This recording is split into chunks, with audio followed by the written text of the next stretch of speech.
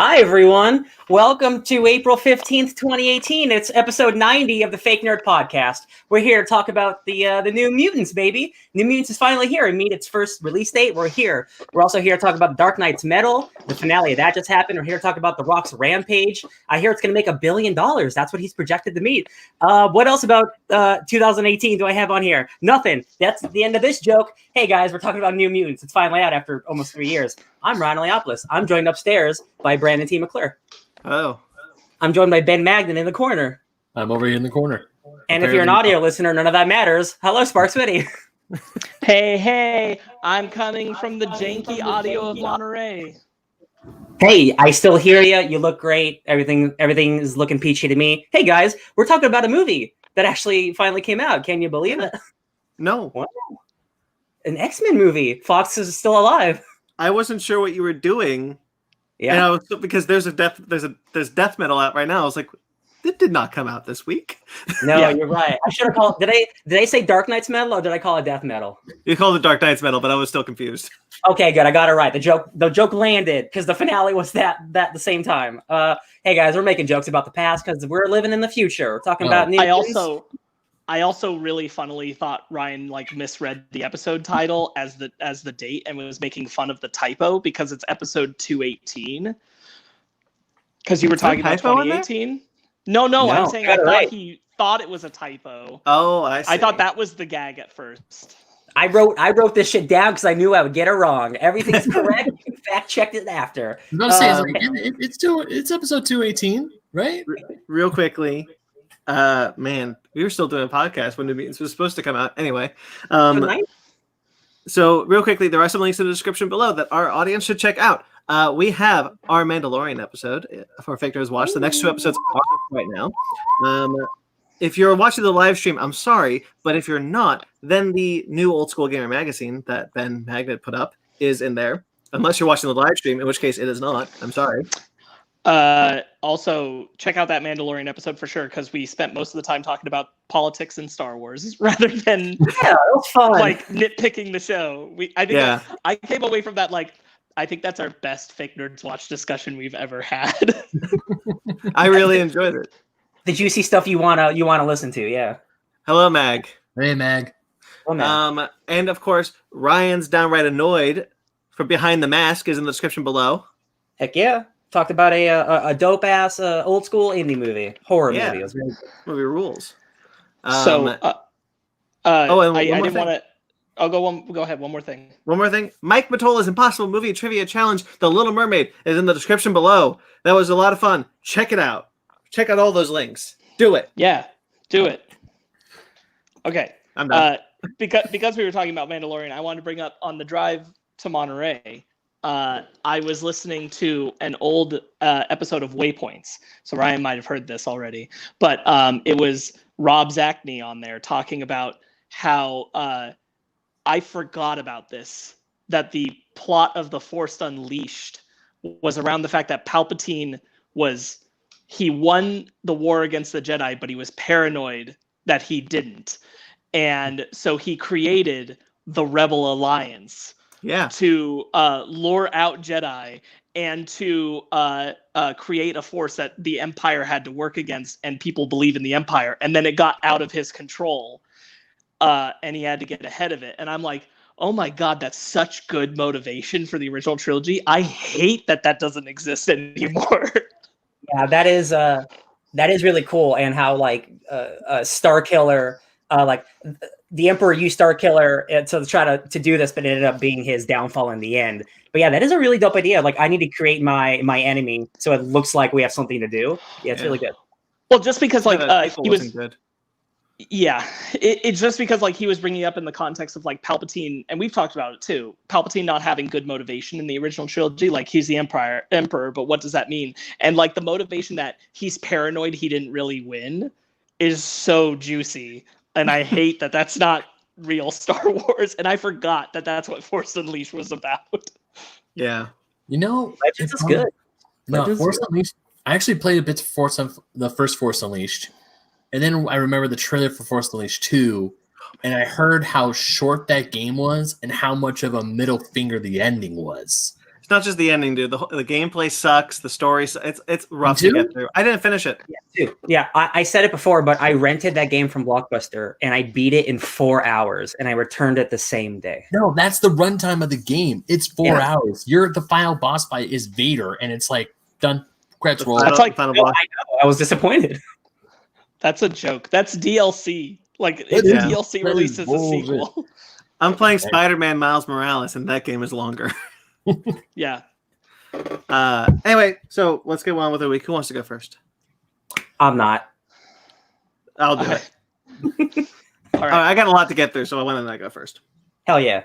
I watched some Christmas stuff this week. My girlfriend's all Christmas crazy. She's making Christmas masks. You're wearing She's your Christmas making. t-shirt? Oh, I am. Yes, I've been wearing the same shirt for 3 days. Don't tell anyone. Anyway, so I'm watching. So I watched a couple of Christmas movies with her. I watched Jingle Jangle, which is the new Forrest Whitaker Christmas movie on Netflix. Peel. No. Yeah. Keegan-Michael Key. Keegan-Michael Key. He's in it. It was good. The music's good, but it was good. And I was kind of hoping to get another Christmas classic because it looked like a really good trailer. But it was good. And I watched Dolly Parton's Christmas on the Square. I saw your Instagram story. That's a movie, guys. That is a movie. That is legally a movie.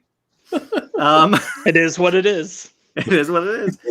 But I also saw the new Lego Star Wars Holiday Special on Disney Plus. It's only 44 minutes, super short.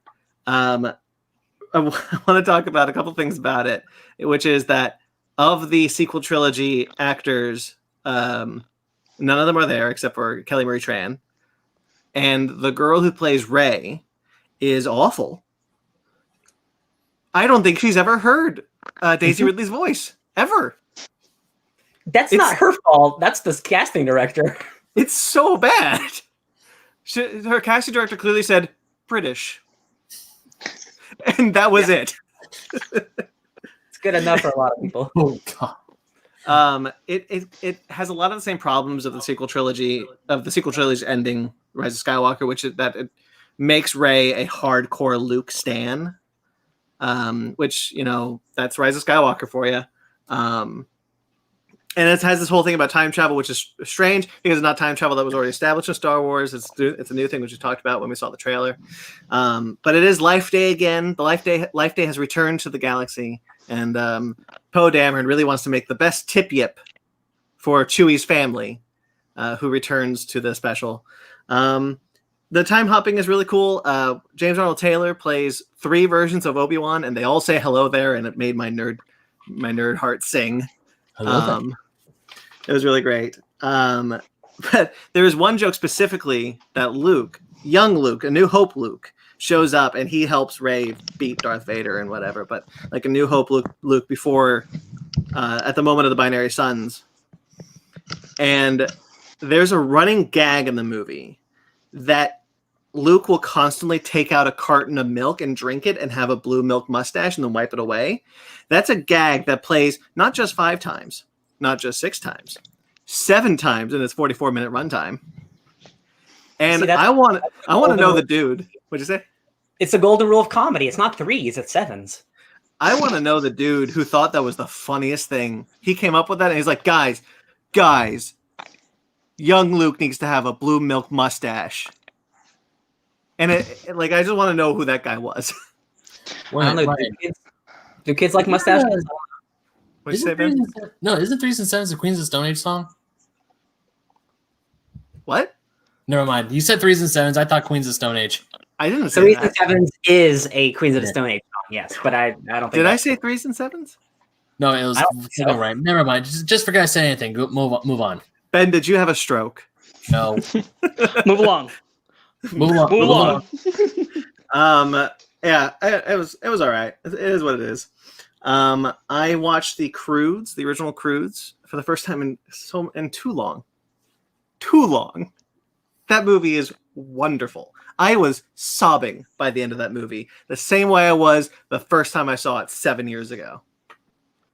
I love. Don't overhype it. I'm sorry, I don't like overhyping things. You know this, but when I love something, I have to express my love of it. Yeah. I find that movie immediately, instantly enjoyable, super funny, super heartwarming, and just a tearjerker for me. Again, I apologize, Ryan especially who hasn't seen it, but I apologize for the overhype. Please don't take it. Please take my love of it just at face value as just my love of it. I'll tell you, you are the only two people I've ever met in my life who have seen The Croods. So there's no amount of hype you could do to make me like, oh, is it going to be too good? Like, I'm not worried about it. I'm sure it's gonna be good. I mean, I could vouch. It's a good movie. No, I'm sure, but like, I'm not worried about it getting overhyped. Okay. Sure. Good. I'm glad because I was worried when I wrote this down. Like, oh no, I hope I don't overhype it. But I love that movie so much. I watched Good Will Hunting for the first time. That's the Matt Damon, Ben Affleck written film. That's a good movie. That is a classic. Yeah. I watched all of Auntie Donna's Big Ol' House of Fun. We talked about the trailer a bit ago. That's the new Netflix special of Auntie Donna. Very funny. I really enjoyed it. There's some really great bits in that one. It's basically just a sketch serialized series, I guess. They lead to sketches through a bare minimum story, and that's really interesting. It's really interesting and very funny. So I haven't watched the Netflix show, but I spent a large part of the week when I wasn't divulging in Viking shit watching the YouTube Auntie Donna stuff, and they are the Australian like Tim and Eric, and like Eric Andre, like they are batshit just stupid, and I mean that in the funniest part, like just really dumb comedy. There's like they go for it, and I'm like, all right, this either works or it doesn't. I'm like, yeah, this works. Yeah, they're really funny. Yeah, there's a bit in the show, not the movie. There's a bit in the show where Ed Helms shows up, like they're interviewing people on the street, and Ed Helms shows up, and he's like, "Guys, you've lost the script," and like he gets really mad at them, and they takes him out to dinner, and it's like, "Listen, Ed, we're really sorry," and it's like, and Ed Helms is like, "What? Wait, I'm sorry. What are you saying? What are you calling me?" Ed Helms. You think my name is Ed? Guys, it's Egg.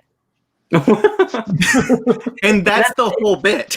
Yeah, that's a lot of it's really dumb, like doesn't make any sense. They're really good. I really like them a lot. I'm really glad that exists, so I can watch that. I beat Spider-Man PS4, the DLC, for the second time. I didn't 100% that last DLC though before I did this because I didn't know the Into the Spider-Verse Peter B. Parker suit is in that game. So that was cool to find out. Speaking of Into the Spider-Verse, I played Miles Morales. Like beat it or played it? I'm like 65%. I don't want to beat it yet. Oh my gosh.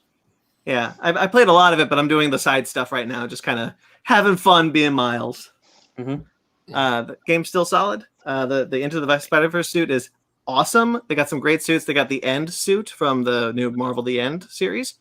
They made a 2099 suit for Miles, which I thought was super cool. Nice. And it's got the hood for no reason. I love the hood. I have to be 100% honest though. Like once like I start using the suit with all the the warping stuff, it's like it's super hard to go back to just a regular suit because it's hard to compare. For some of those, man, it's just hard to compare to like that frame rate thing. It's just so cool. Yeah, that frame rate thing is so cool. But like Ryan said last week, hey, you seen Into the Spider-Verse? There you go, Miles Morales. Yeah, it's good. I watched more of Grace and Frankie. I'm almost done with the series. Grace and Frankie, Jane Fonda, Lily Tomlin. I talked about it a bit before. There's a joke that I want to highlight because it's a very nerd joke, and I wanted to tell you guys about it and tell our audience about it.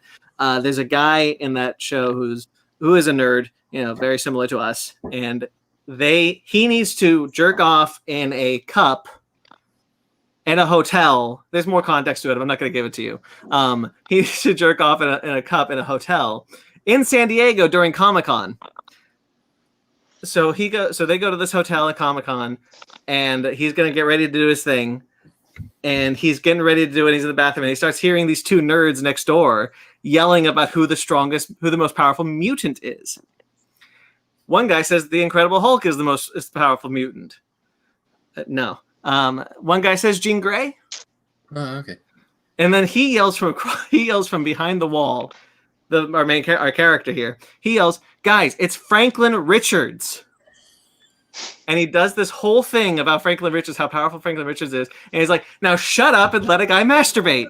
And a guy next door on the other side just goes, "Yeah." I flipped my lid. I thought it was so funny. That's actually very funny and timely for this week. It's been a very heavy week too. Oh God, that's right. Yeah, that happened. I started listening to a podcast called Finding Desperado. I've talked about this podcast before when it was called Finding Drago. This is a serialized podcast, that kind of a mystery podcast. The Finding Drago season. This is season 2. The Finding Drago season. I talked about it before, but they try to find out who wrote a book. What famous author that they've never heard of wrote a book that is a sequel to Rocky IV about Drago called On Mountains on High. And it's this really crazy, kooky story of trying to figure out who this famous writer is. Is he real? Why haven't we ever heard of him? And that journey is a great series. Honestly, one of the best podcasts I've ever listened to. I highly recommend it for anyone who hasn't seen it. Finding Desperado is not quite as good. I don't think they quite captured the magic of the first season, but they're trying to find as 2005's Guinness Book of World Records puts it, the youngest filmmaker of a what's that word? It's not important. It's oh boy, the words escape me. Stature? Hello? Professional feature. Okay. Of a professional feature. This guy Sidney Loy, who had directed this film called Lex the Wonder Dog when he was 13 years old, and held the record since 1978 of the youngest filmmaker of a professional feature. So they try to find out who this person is, and it's this weird tale of, like, again, whether or not this guy is real. How did he hold the record? Why have we never heard of Lex the Wonder Dog? Everyone from Leonardo DiCaprio to Paul Reiser's brother knows who this person is, but he's not like this famous person. He's famous in Ibiza. It's a really kooky story, once again, of just trying to figure out who this character is. Again, highly recommend it. These guys are great. It's an Australian podcast. You guys should check that out. Let's see what else. I caught up on Ten of Swords. We're going to do an episode on it. I will just say the issues I read, I didn't love. I'm a little sad about it. Yeah. So you're all the way caught up? I'm 2 issues behind, but I'm really far out. So I thought, I talked about it last week, where people weren't so hot on those issues. Yeah. I am much hotter on this week's issues than last week's issues. Okay, good. That seems to be for me the one patch where I'm like, maybe just 1 or 2 too many 2 issues for this event. I'm back on board. Some of the things, like the rules, are really weird, and I don't know the point. They don't set you up for it, but we'll talk about it. Yeah, it's unexpected where the event goes. Yeah. And then I read the first issue of a new comic book called Barbalian, which is set in the Black Hammer universe. I highly recommend this comic book if you're not reading it. If you're not reading Black Hammer, Barbalian is a really great place to pick up. This is written by a gay writer who really put a lot of heart. Tate Brombill. Thank you. I forgot his name. I just thanked myself. I'm sorry. He wrote this series with a lot of heart and really poured himself into this book. Barbalian is a gay Martian prince who is stranded on Earth, and he can shapeshift. He's basically Martian Manhunter, but gay. And it's really heartfelt, really personal, and wonderfully written. I adored it. I can't wait to find out where the rest of the series goes. There's only 5 issues. Let's see. I watched Adventure Time, the new Adventure Time special. Adventure Time Distant Lands, Obsidian. There's only 2 out. BMO and Obsidian. Obsidian is by far my favorite. I really loved it. Really, really loved it. Sparks, I'm assuming you hadn't seen it yet. Yeah.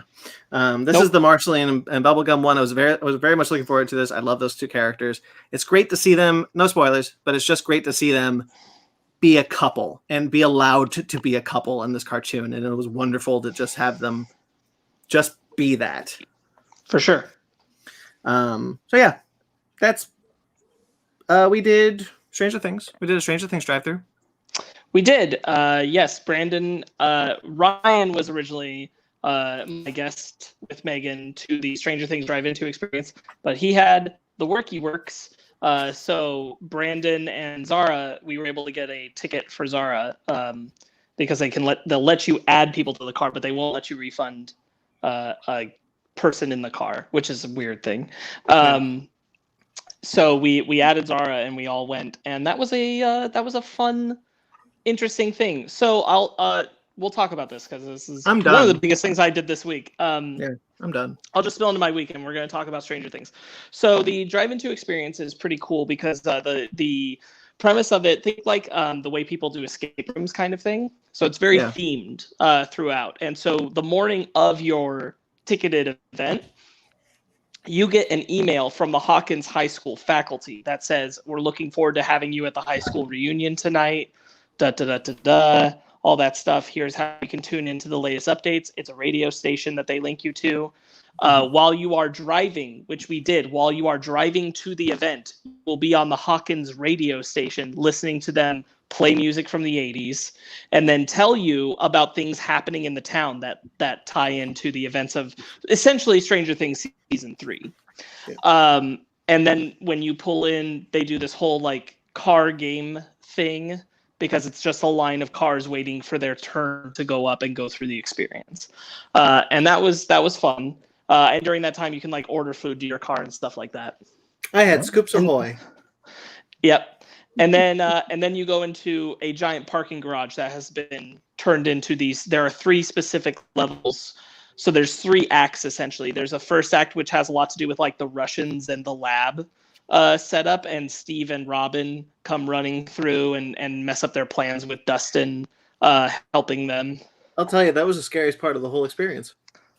That's because a Russian dude got Brandon by popping up next to the car and scaring Brandon, and he knew he did, so he did it repeatedly throughout the first act whenever he got a chance, and he let his buddies know.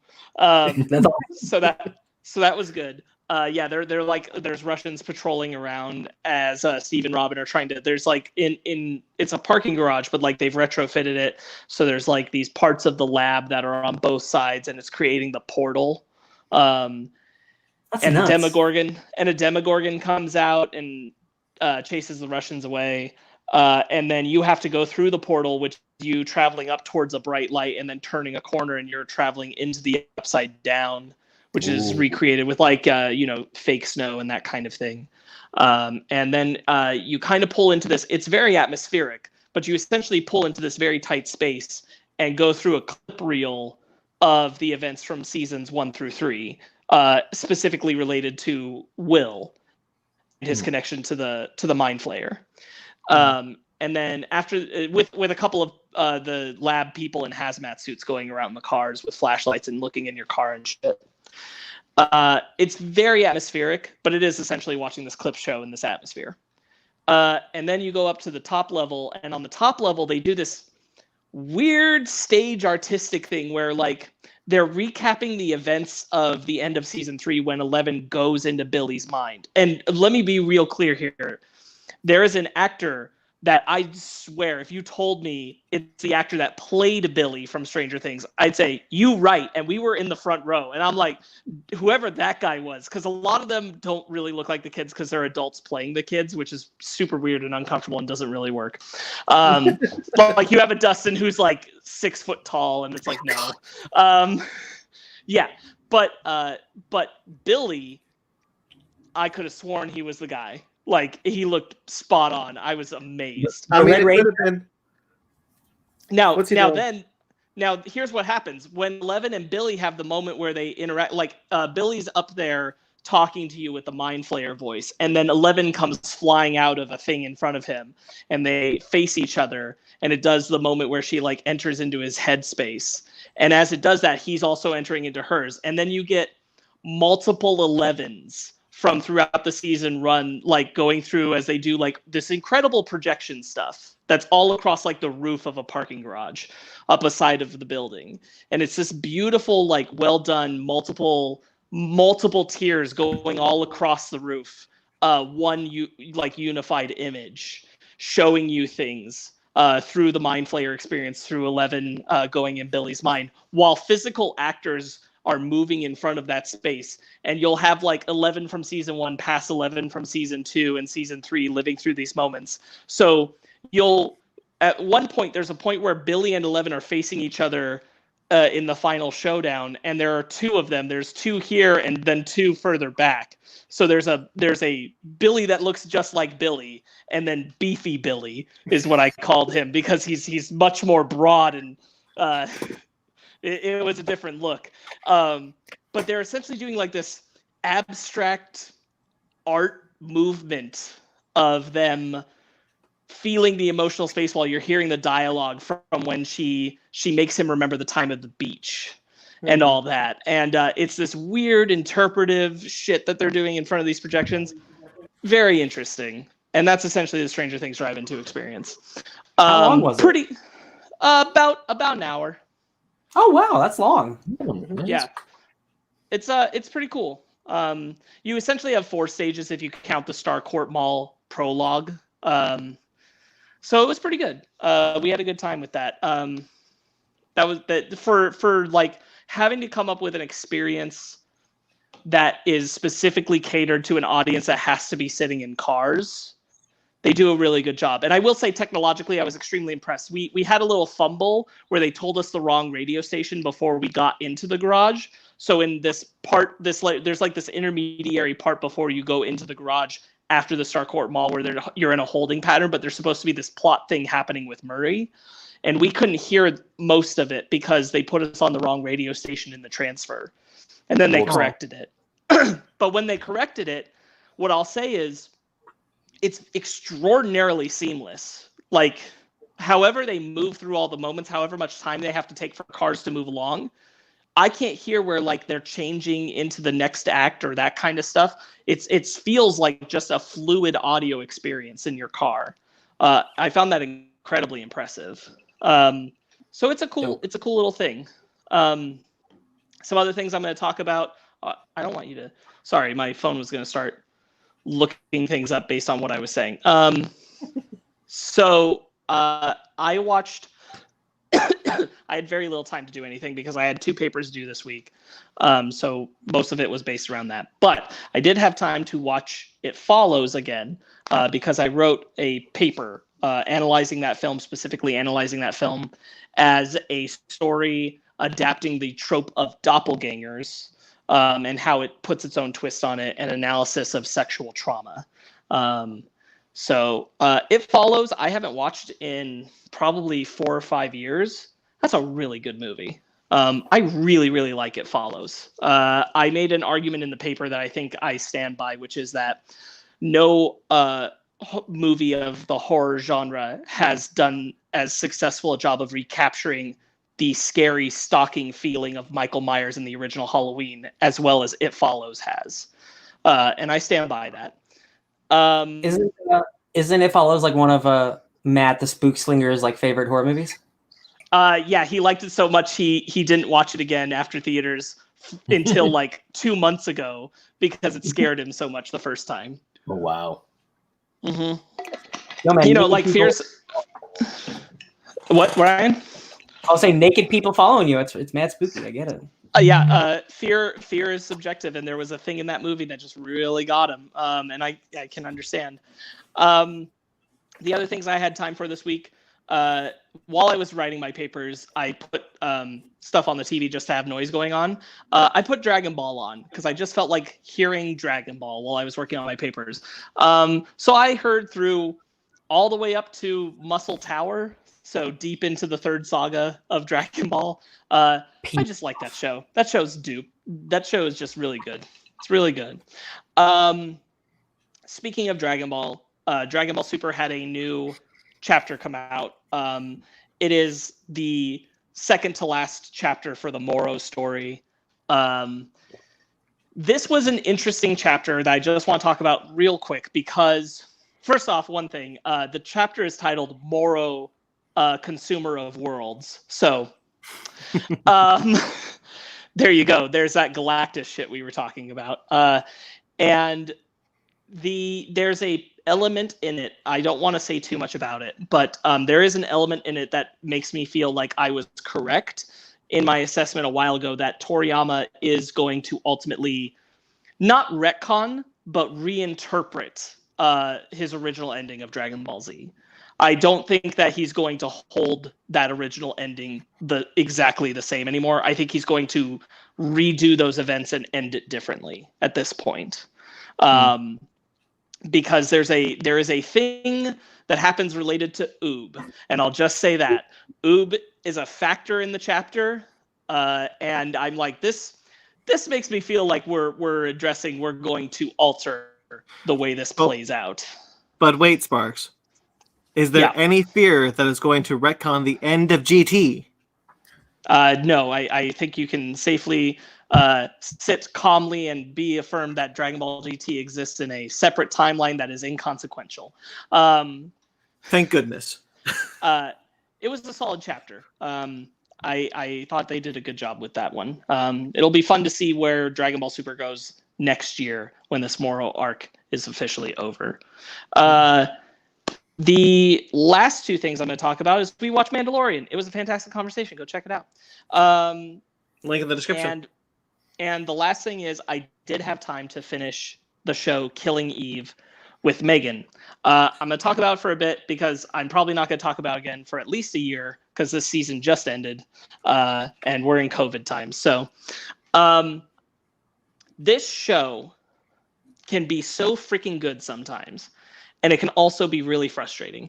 The first season is absolutely incredible. And the second and third seasons are pretty darn good. And I realized that what it is Sandra Oh's character of Eve is hard to justify her irresponsibility and recklessness. And these are based off books. And I've learned that the books are from Villanelle's perspective, who is the assassin. And suddenly it started to make sense why Eve is a difficult character for them to translate. I've made comparisons to this being like the Hannibal show. I firmly stand by that. The third season absolutely cemented that this is a show. It's called Killing Eve, but this is not a show about Killing Eve. This is a show about a female assassin absolutely destroying the world around an MI6 task force agent until she loves her. And it working. And it is a lesbian love story. And this is not like if you watched Hannibal on NBC by season 3, you can kind of see how there's like allusions to a homosexual relationship between Will and Hannibal. It's definitely there, but they are undertones. Villanelle from season 1 is overt that she is romantically attracted to Eve and she's after her in that way. And Eve is a character who gets frustrating because she is doing things that 100% say she's into it and yet denying that she ever does those things. And finally in season 3, it is like out and out, okay, these two are attracted to each other. It is sexual, it is romantic, it is disturbing to them, but it is happening. And I really appreciated that season 3 like actually said, no, 100%, like this is not metaphor or like an illusion of, oh, isn't she so beautiful? I'm seduced by the work of chasing her. No, she is attracted to this assassin. And it has caused them both. To be fair, Villanelle, by the end of this season, she has also essentially destroyed large parts of her world too, in order to get Eve. And so they both kind of have just ruined everything else in their lives until all they have left is each other. And in that way, it is very beautiful. Season 2 is a rough patch, but season 3 finally ended with this strong moment between the two of them with connection where I'm like, okay, I think season 4 is finally the show. I'm really just going to be like, oh, we're just going to go for it. They're just going to be like killing people and doing it. And I'm into it. We're going to be killing Eve. Here's my one other problem with the show. Okay. There are fantastic actors on this show. Fiona Shaw is giving the performance of her life, in my opinion, on this show. That's Aunt Petunia from the Harry Potter films. Yeah. She's giving the performance of her life on this show. Specifically this season, she has a very strong character arc. I forget the actor's name, but the sister who becomes the queen of the Isles in Game of Thrones. Yara. Yes, Yara. She comes in this season because she's playing Fiona Shaw's daughter, and she has a really great part. And they just have a great character. So characterization is fantastic across the board on the show, even when Eve is probably the most frustrating because she just will not acknowledge what's happening to her emotionally. That being said, if you ask me what the MI6 task force has been doing since season 1 ended, I could not tell you. I do not know what the goal is anymore. I haven't known for a while. It is not good at making it clear why certain characters are doing the things for their job or organizations or whatever that they are working for. It is just character moments that are happening in relation to it. And somehow the show pulls it off because you only care about the character beats anyway. It doesn't really matter, but I do find it striking that I'm like, I am 2 seasons into it, 2 seasons further into a show with no context of why they're doing things that they're doing. Not really, not in the semantics of why they're doing it for their job. I just know they're doing things because of character beats, but I do not know what the actual operation and goal is for the people that they work for anymore. I have no clue. And that is a very weird way to be. So Killing Eve, all the seasons are on Hulu. It's really good. It sounds like a lot of shows where it's dealing with like the personal drama and like the background stuff. It's like, oh, it's not important, but it sounds like all that stuff is important, which is weird. So it's not even that it's important. It's just like it wouldn't be a big deal, except the characters still regularly will go back to like the MI6 building, and I'll watch them have character-based conversations here. But I'll be like, yeah, but why are we doing it in this building? What is your job anymore? How have you not lost this job?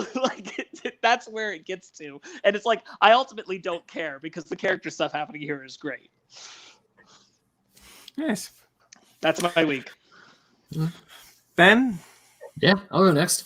My week is pretty much mostly still moving stuff. However, whatever, I did get some media, and one of the media things I want to talk to you guys right off the bat is Batman 3 Jokers. I finally finished it this week, and boy, do I have some words about it, because I was expecting a whole lot more, and after reading that third and final issue, very unsatisfied. Are you ready yet? No, I still have not read that third issue. Okay. I feel like there are some things that I'm going to let you say what you want to say, Ben, but I do feel like I'm probably going to, not that I would 100% agree with everything, but that I knew from the moment that book 1 ended, there was no way that 2 more books were going to give me a satisfying ending. Okay. I just knew that there was no way this story ended in a way where I felt like this was a worthwhile full journey. Mm-hmm. I mean, there was one good thing that I kind of liked in book 3, but once again, you haven't read book 3, so I can't really explain much about it. But the one thing I really just did not like in book 2, so spoilers for book 2 of Batman 3 Jokers, if whoever's watching or listening to this, they haven't read it yet, is when Jason kissed Barbara. It's like, really? Really? I mean, thankfully, she's like, nope, shouldn't have done that. Mistake. Bad. Not going there. But then you can tell, like, Jason's kind of like, was it though? It's like, no, god damn it, no, we don't need it. Because at first, like, having the 3 Jokers focus on Batman, Batgirl, and Robin's like, who has the Joker hurt the most in the entire mythos of Batman? Batman, Batgirl, and Red Hood. He has hurt those 3 the most. It's like, yes, let's focus on them. Let's do that. Don't give me this intro. Just know there's only one Robin that Barbara likes, and that is Dick Grayson, god damn it. Well, that's debatable, considering Starfire probably been with Dick Grayson longer. But I'm a Barbara and Dick person, too.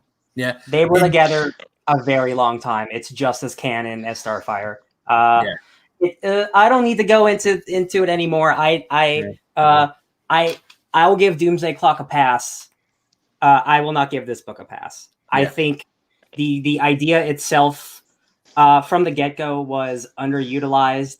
Like, I feel like the promise of the 5 years ago was like, this is really what you wanted to tell. This is honestly what you wanted to tell for 5 years. I don't believe that. I really don't believe that. If that's really the case, and like, I'm glad I'm kind of done with Jeff Johns as a writer. Issue 1 bothered me so much. with how much you wanted to focus on, wow, remember Barbara got shot in the back, and remember her legs are so strong, she destroyed a treadmill. Whoa, this is the second treadmill this week. And then I was like, wow, okay, cool. Yeah, that's where we're going with this. Okay. I don't think it's well written. It's probably the best art of the year, to be honest. Like, truly, Jason Fabok is like a revelation. I think issue 3 is hilarious, and I think the plot of with the character that I just think it's very bad. I think it's very bad. I feel that it's a cop-out. It's like, because when we get to the last page, the last revelation of this book, I feel like it just undermines something that was great, that was a driving force for a certain character, and then it's like, well, shit. Don't worry, we have one more issue possibly coming out. They'll fix everything. Is that true? That was the rumor. No, what, really? Oh yeah, there's like a possibly follow up, one shot. Yeah. Oh great, a one shot follow up. That no. What do you mean? One shot's plenty of time to solve the issues. Yeah. Go ahead, Ben. No, it's just that 3. I've been bummed out by Johns' writing before. It's weird because when someone says, like, but when he said I'm going to do something called 3 Jokers, my mind's like, he's perfect for the job. He knows his shit. He's got this. Doomsday Clock. He's the guy who made the idea. It's not like he's stealing someone's idea. It was his idea in the first place. Well, because when you say Jeff Johns, he's high up there on the totem pole of DC Comics. Like, a lot of stuff he has written has been really, really good shit. I mean, even his stuff that isn't the best, it's still some pretty damn good stuff. And then to get this final product, it's like, after I was done reading the book, I thought to myself, I was like, you know what? I'm really bummed I had to give Johns my money. But at the same time, I'm glad I gave Fabok my money because, goddamn, that's the biggest saving grace of this book is the art. The story, fuck it. The art, glorious. I'm going to start keeping track of the F-bombs. Sorry. That was the first one. I didn't read the third one, but I will say, like, I wasn't as struck negatively by the Jason and Barbara kiss as you're saying, and I'll say that, and that might be I've read plenty of Batgirl, but I haven't read much Jason Todd stuff. Like not a lot of reading. Most of my Jason Todd knowledge comes from games, shows, movies, all that stuff. Sometimes So to me, it felt like a bond crafted in a moment between 2 people who have been victims tortured by the same man. Mm-hmm. And in that moment of bonded trauma, it didn't bother. Like, if it had been a kiss that led to something more, like a sexual engagement, I'd get it. But because it was this kiss, like this moment of bond and pain, and then Barbara said, no. That didn't bother me when I read it. So I'll speak to that. Like, I get it. I get why it would. It just didn't when I read it. I felt like this doesn't bother me. That I feel like it is saying when Batman 3 Jokers is at its best, in my opinion, is when it is a story exploring the trauma of what the Joker has actually done to these people, because it's something that doesn't get addressed enough, how much he has reaped that kind of pain on those characters. Right. And though I wish it did it more and for a longer term to actually go deep on that, what I like most about it is that idea of we are characters who have not addressed that we have a shared trauma attached to this character. I hear what you're saying, but I know you haven't read book 3. And yeah. That really just pounds it into, that's the nail in the coffin for me. There's a straight up cop out, like, yeah. It is a straight up, like, yeah. Even when I want to spoil it, but I'm like, okay, so like clearly you're leaving this open for whatever writer wants to do if this possibly in the future. I'm like, that's not even giving us a definitive answer. That's just a cop out. Like, it's not. No, I really want to talk about that bit in detail, but it's a spoiler. I don't want to spoil it for Sparks. So well, I'm sure Sparks will bring it up when he reads it. One last thing. Hey guys, you know who doesn't like this book? Red Hood fans. We are not Red Hood fans. I haven't read a Red Hood book since my book club. which was like almost 15 years ago. I was So Red faithful. Hood, after learning, because going down the Twitter rabbit hole of Three Jokers, Red Hood has gone through such a change that none of us have seen, which isn't on us to know. Like we're not reading the book, like that's fine. But the problem is, Three Jokers basically erases everything that's not the Killing Joke in terms of Bat Family canon. And Jason Todd has had such an arc over the last 10 years, whether we like Scott Lobdell or not. He was on the book for 10 years, and that character had an arc. Jason Todd doesn't kill people anymore. He hasn't killed people for years. And like that, for people who love Jason Todd, this book is just a direct yo, you clearly have not cared about. You just wanted to use Jason Todd because he's the guy who kills. He's the Batman who kills, because that's the only thing people know about the Red Hood who haven't read his books. And this just very much feels like a book of I'm just gonna tell my Killing Joke sequel, and if people care about it, it'll be used in something later, and if not, then it just wipe my hands of it. And I don't like it. What were you gonna say, Sparks? I can totally get that, which is why I kind of want to preface with I'm not familiar with that character. To me, this tracks from my limited knowledge of who he was to this moment. Tracks. Yeah. And I'd even agree with that, and I'd say this is a book written for people who that's their knowledge. It's not for people who have been reading Red Hood. It's meant to be your limited knowledge of you coming to Killing Joke. Right, exactly. Which is part of my problem with Batman Three Jokers, is that it's something that refuses to define itself as not existing in the main continuity. Because if this weren't, that was one of my things, is from the get-go, if you told me this is not main continuity storytelling, then I'd be cool. That means there can be a buckshot wild, satisfying answer to this question.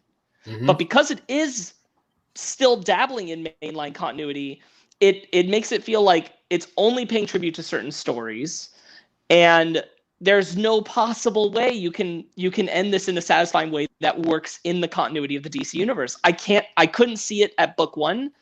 From what I hear, it didn't happen, and I'm not surprised.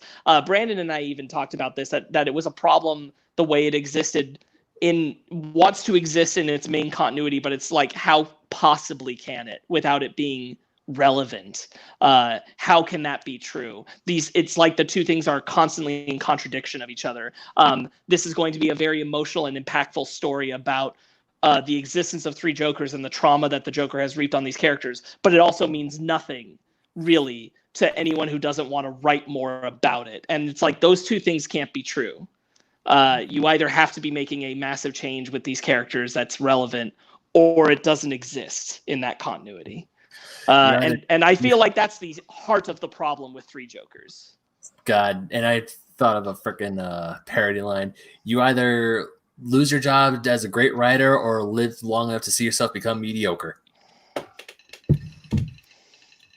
I think this book is mediocre. I still wouldn't call Jeff Johns mediocre. Yeah, I will wait for a guy to tell me if he's mediocre. That's the last book. Yeah. This book still, as much as I did not like Batman Three Jokers, I still like Jeff Johns as a writer as a whole. I mean, this is probably gonna be that one big blemish on his record, but. I mean, that's really all I have to say about Batman Three Jokers. As far as once you read book 3, I'll probably dive into it a little bit more. But on a more positive note, I'm still knee-deep into My Hero Academia. I'm right in the middle of season 4, so woohoo. Haven't watched Yashahime yet, so I'm not caught up on that. But I did watch the first episode of Animaniacs, the brand new season on Hulu. I really liked it. I actually thought it was pretty damn funny. I hear people are mixed on it on the internet. Some people like it. Some people don't. My people loved it. They love to make fun of Zack Snyder, so they immediately love it. Yeah, there's multiple BVS jokes in that first episode, so I'm immediately all right, cool, I'm in. We'll talk about Zack Snyder later on in the episode. Oh Lord. Yeah. Besides that, that's the only media I really consumed, was just watching My Hero Academia, Mandalorian. We did that this week. Woo. Link in the description. Ryan? Yeah, that's it. What up? Do it, Ryan. Hey guys. Drop some sick beats. I spent all of my time in 9th century England, you guys, and I'm not joking. I only spent my time in 9th century England this week. I watched 2 episodes of Vikings. I watched an entire season of The Last Kingdom, and I put about 10 hours into Assassin's Creed Valhalla. So I'm going to talk about those in a certain order because it actually goes in a timeline in a funny way. So Vikings is the television show created by the History Channel. It's one of their first shows that they created themselves. And it's very violent, and it's rated R for mature or whatever. But it's about Ragnar Lothbrok, who is the big chieftain of the Vikings, who kind of gathers all the tribes together and goes over to England to do the Great Saxon War of 863. Right. So I've only watched 2 episodes of that because I was on Netflix just scrolling around. And then I saw The Last Kingdom, and I'm like, wait a minute, this is also a show about Vikings. I'm gonna click play and see how it is. Holy shit, guys, I watched that whole season in like 3 days. That show's incredible. I've never heard of it.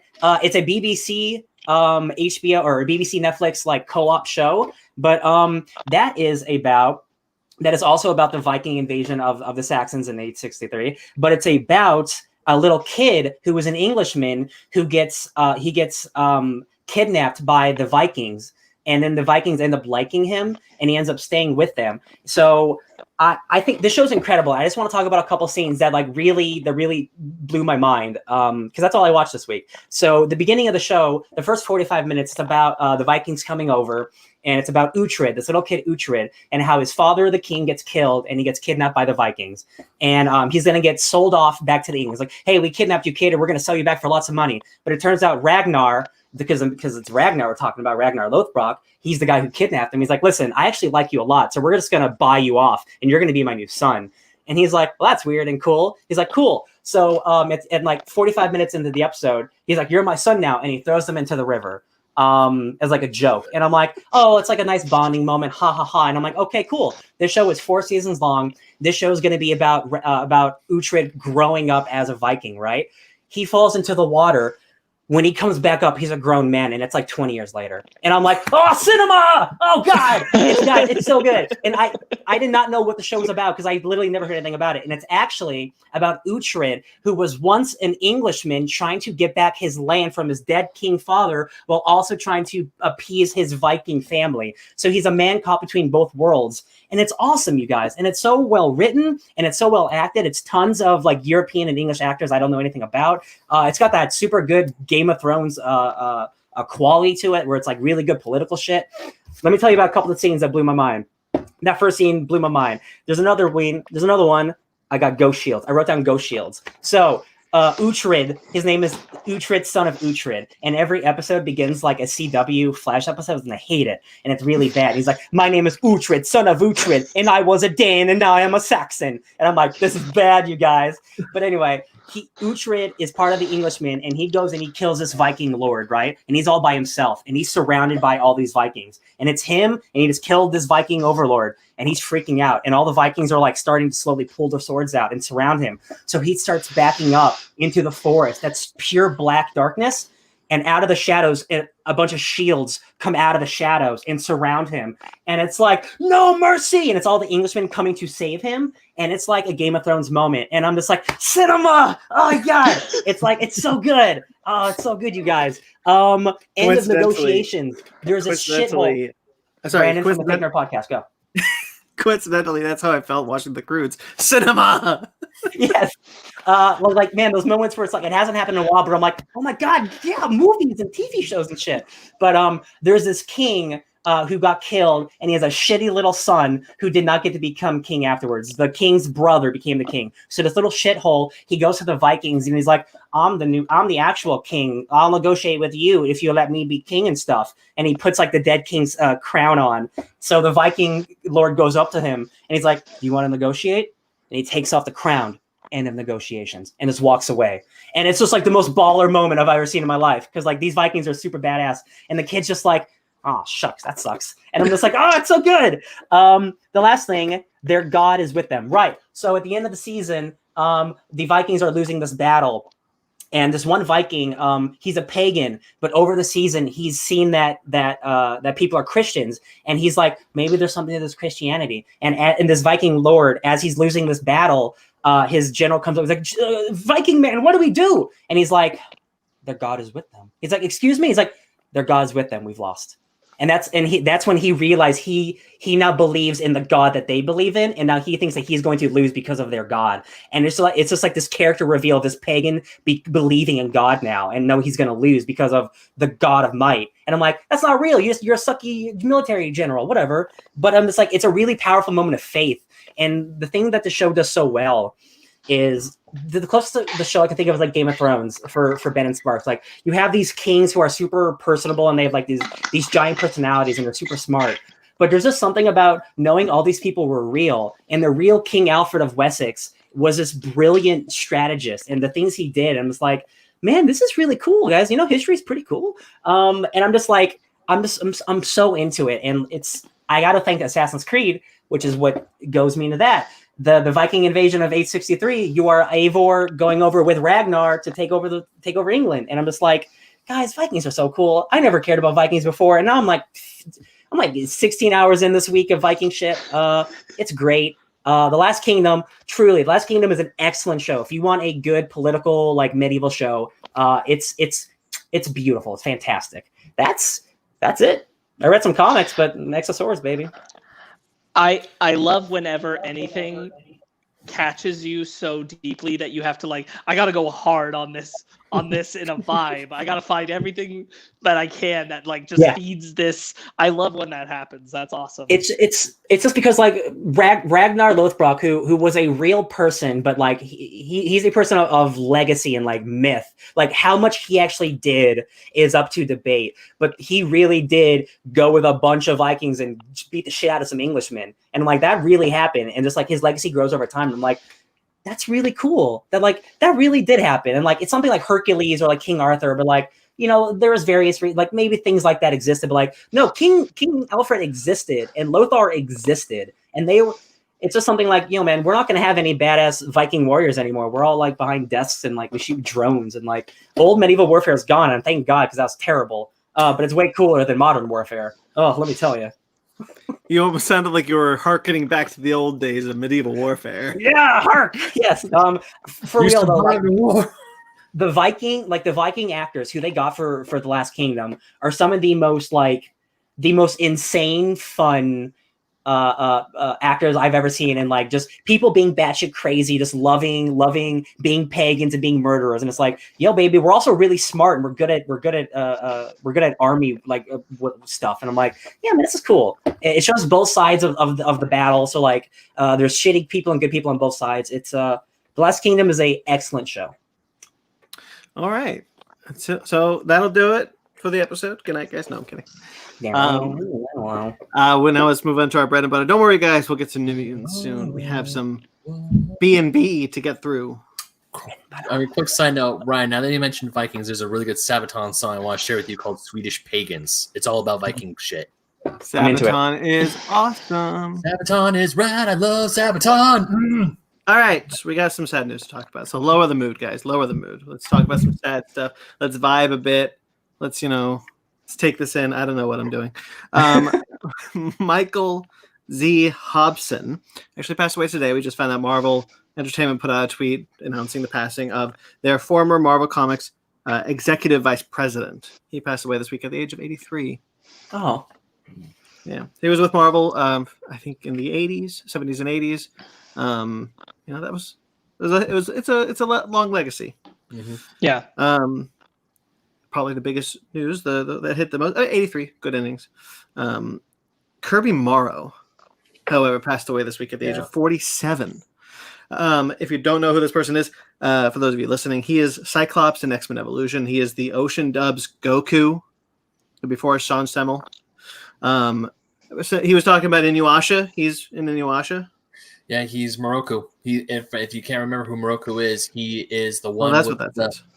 He's the guy with the palm is like a vacuum, the wind tunnel, and also who likes to grab butts and get slapped a lot in the show. Huh. And also, Brandon, he was Captain Dave Kleinman on Stargate Atlantis. Yeah, I saw that. I don't know who that is. I'm sorry. That's fair. Yeah, he has a incredibly large voice acting career. Dude was 47 and passed away, and that sucks. He was 100% the first voice I ever heard for Goku. Yep. And that sucks to know that he passed away so young. I like Sean Schemmel. I wouldn't trade him or anything, but I thought that Kobe's Goku, and I've heard it recently actually because Jeremy and I had a conversation about the Ocean dub a while ago and we're watching clips from it, but I've watched it in the past few years, just clips from it, and I thought he brought something really special to Goku himself, and it's just that I'm sure that he did for a lot of the voice roles that I'm not familiar with that he did, but man, that's shitty. That's just shitty to pass away so young. And also, that dude was like 17, 18 when he started voicing Goku. Maybe just barely 20 at best. That's crazy. That is insane. Real quickly, Mag says R.I.P. Yes, indeed. Yeah. He was a good Cyclops. X-Men Yeah. Evolution. So X-Men Evolution, what I remember of that show, because I watched that show religiously as a kid. I watched it more than the original X-Men cartoon, funny enough. Kitty Pryde. Yeah. Oh, God. Kitty Pryde was great. That was the one show where I actually liked Cyclops at first. I mean, now I like Cyclops now, thanks to the current X-Men run. But before, I was like, I mean, because of the movies and also as a huge Wolverine fanboy, I was like, Cyclops is a dick. I don't like him. X-Men Evolution. Cyclops is rad. I will never forgive the movies for what they did to Cyclops. Because there's an entire generation of people who think that's what Cyclops is. And I'm like, oh, I'm so sorry. Well, guess what, Ryan? Thanks to you and this show, I am now knee deep in the Cyclops is actually really freaking cool. Yeah. He saved you, but there are hundreds out there still to be saved. Well, that means there's one less person he needs to save. The gospel. As Spark said, 47 is tragic to die so young. No cause of death was given. So who knows? But that really sucks. That does. Yeah. All right, let's bring the mood back up, guys. Back up with the mood. Here we go. Hey Ryan, you like Hitman? Oh baby, what a news week! Yeah, seriously, what a news week. Project 007 was announced from IO Interactive. They're developing a new James Bond game. If you're not familiar with them, they make the last Hitman games. They've made a bunch of other games, but like most recently they've only made the Hitman. But they said it's an origin. It's going to be a James Bond origin. So I have the quote. It says a wholly original Bond story in which players will step into the shoes of the world's favorite secret agent to earn their 00 status in the very first Bond origin story. That's really weird to say. It is weird. Hitman is such a... First of all, IOI is an interesting choice because the Hitman games generally have been more open world-esque. There are narrative for sure, but they're definitely more open world sandbox games. They've made the games like Kane and Lynch, which are more narrative-driven shoot 'em ups. So I'm really curious if they're trying to like use like the Hitman engine and make like... They are. I mean, are they going to make? Is it going to be like Hitman, or is it going to be more like Kane and Lynch, like a narrative, like Uncharted thing, like they used to make? I'll tell you this: as long as it's better than 007 Legends, do whatever you want. Yeah. Like I've liked a bunch of those 007 games, but they're hit and miss. But like I trust the studio immensely. I love Hitman, so this is a good sign. What was the original James Bond game with Pierce Brosnan and Willem Dafoe? No. It's an original. Oh God, I'm gonna look. It's it like up. I know. Yeah, Willem Dafoe is the villain. It's a game. Yeah. Everything something. I think. Yeah, I love the Bond games. Like Nightfall. One I'm trying. Everything or Nothing. Everything or Nothing. Yeah. That game rules. Yeah, that game does rule. It's basically a James Bond movie you play. Yeah. Yeah. Set it's wholly in the Pierce original. Brosnan era. Yeah. It's wholly original. Willem Dafoe is in it for whatever reason. He's a James Bond villain. But he's like a great James Bond villain. I love it. Yeah. It is in a game. It's infuriating that I think one of Pierce Brosnan's better James Bond villains was fucking Willem Dafoe in a video game and not Willem Dafoe in a movie. That's too random. Wait, I know. I'm counting. What system was it on? Was it on the PS2? PS2, yes. Yeah. Okay. Because I thought after the video game version of From Russia with Love, it was awesome. That's Sean Connery. Sean Connery. Yeah, they're hit and miss, but I think this is a really good choice to make the next James Bond game. The way that IO uses like environments and the ability to use like anything as a weapon or use your environment as a weapon is perfect for James Bond, especially if they're. I wonder if they're going the Daniel Craig like gritty route or they're going to go the gadgets route, because Hitman's all about gadgets, like straight up gadgets. So I'm curious if it's going to be more like traditional, I would. My money is probably on gadgets, but also I'm curious because I mean, Hitman is very stealthy, and James Bond, as from what I can remember, James Bond. I mean, yeah, it's a spy, but also he goes straight Call of Duty mode like halfway through the movie. So yeah, that's why I'm curious. Yeah, I mean, if they could like do a nice mishmash of that, I mean, that sounds really cool. I also wonder how modern it'll be, because if they're doing the very first James Bond origin, there's James Bond origin stories like we've seen Casino Royale. That's the Craig origin story, but the original there are Bond books that take place in World War II that are his origin story. Yeah, the comic books. Yeah. I just want to point out, because I'm just still looking at Everything or Nothing. That really just was a movie made as a video game. You had John Cleese back as Q. You had Judi Dench back as M. You had Heidi Klum as the Bond girl. You had Richard Kyle. You had actual actors all throughout this game. That is crazy. Wow. Looking back at it, I haven't thought about that in so long, but it is crazy that it was basically a James Bond movie made as a video game. And honestly, if it had been made today, it would be like just a James Bond movie. Yeah. Oh man, I feel like that entire cast got robbed. I mean, the last two probably great, but that's the last two Bond games that came out were the GoldenEye remake and the 007 Legends. That was all the shit movies for some reason, and none of the good ones.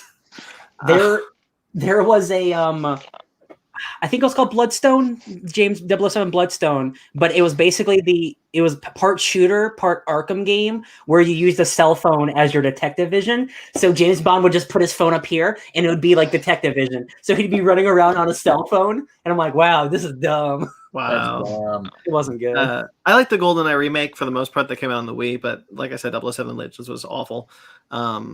So hopefully it's good. We can only really hope for it being good. Great studio, man. Oh yeah. Yeah. Okay. Kind of tied to our gaming conversation, from what I can tell, it seems like if you get Everything or Nothing on the Xbox, you could still play that today on your Xbox One. Oh my god, baby. If you get the disc. I'd love to. Man, remaster that. Right? Yeah. Do that again. Let's give us a more updated version of that. Yeah, they probably have to like repay everyone's contracts, right? or at least pay everyone so they can use their likeness in like full HD. And don't do the bullshit where in 007 Legends where it's like on Her Majesty's Secret Service, but it's Daniel Craig. Like, don't do that shit. No, you use Pierce Brosnan. You use like 1990, whatever this was made. Pierce Brosnan likeness. He's not doing Mamma Mia 3. I was about to say Mamma Mia 3. Okay. Stranger Things. He just did Ya Ya Ding Dong. Oh Ya Ding Dong. Fire Saga. Yeah. That was this year. Wow.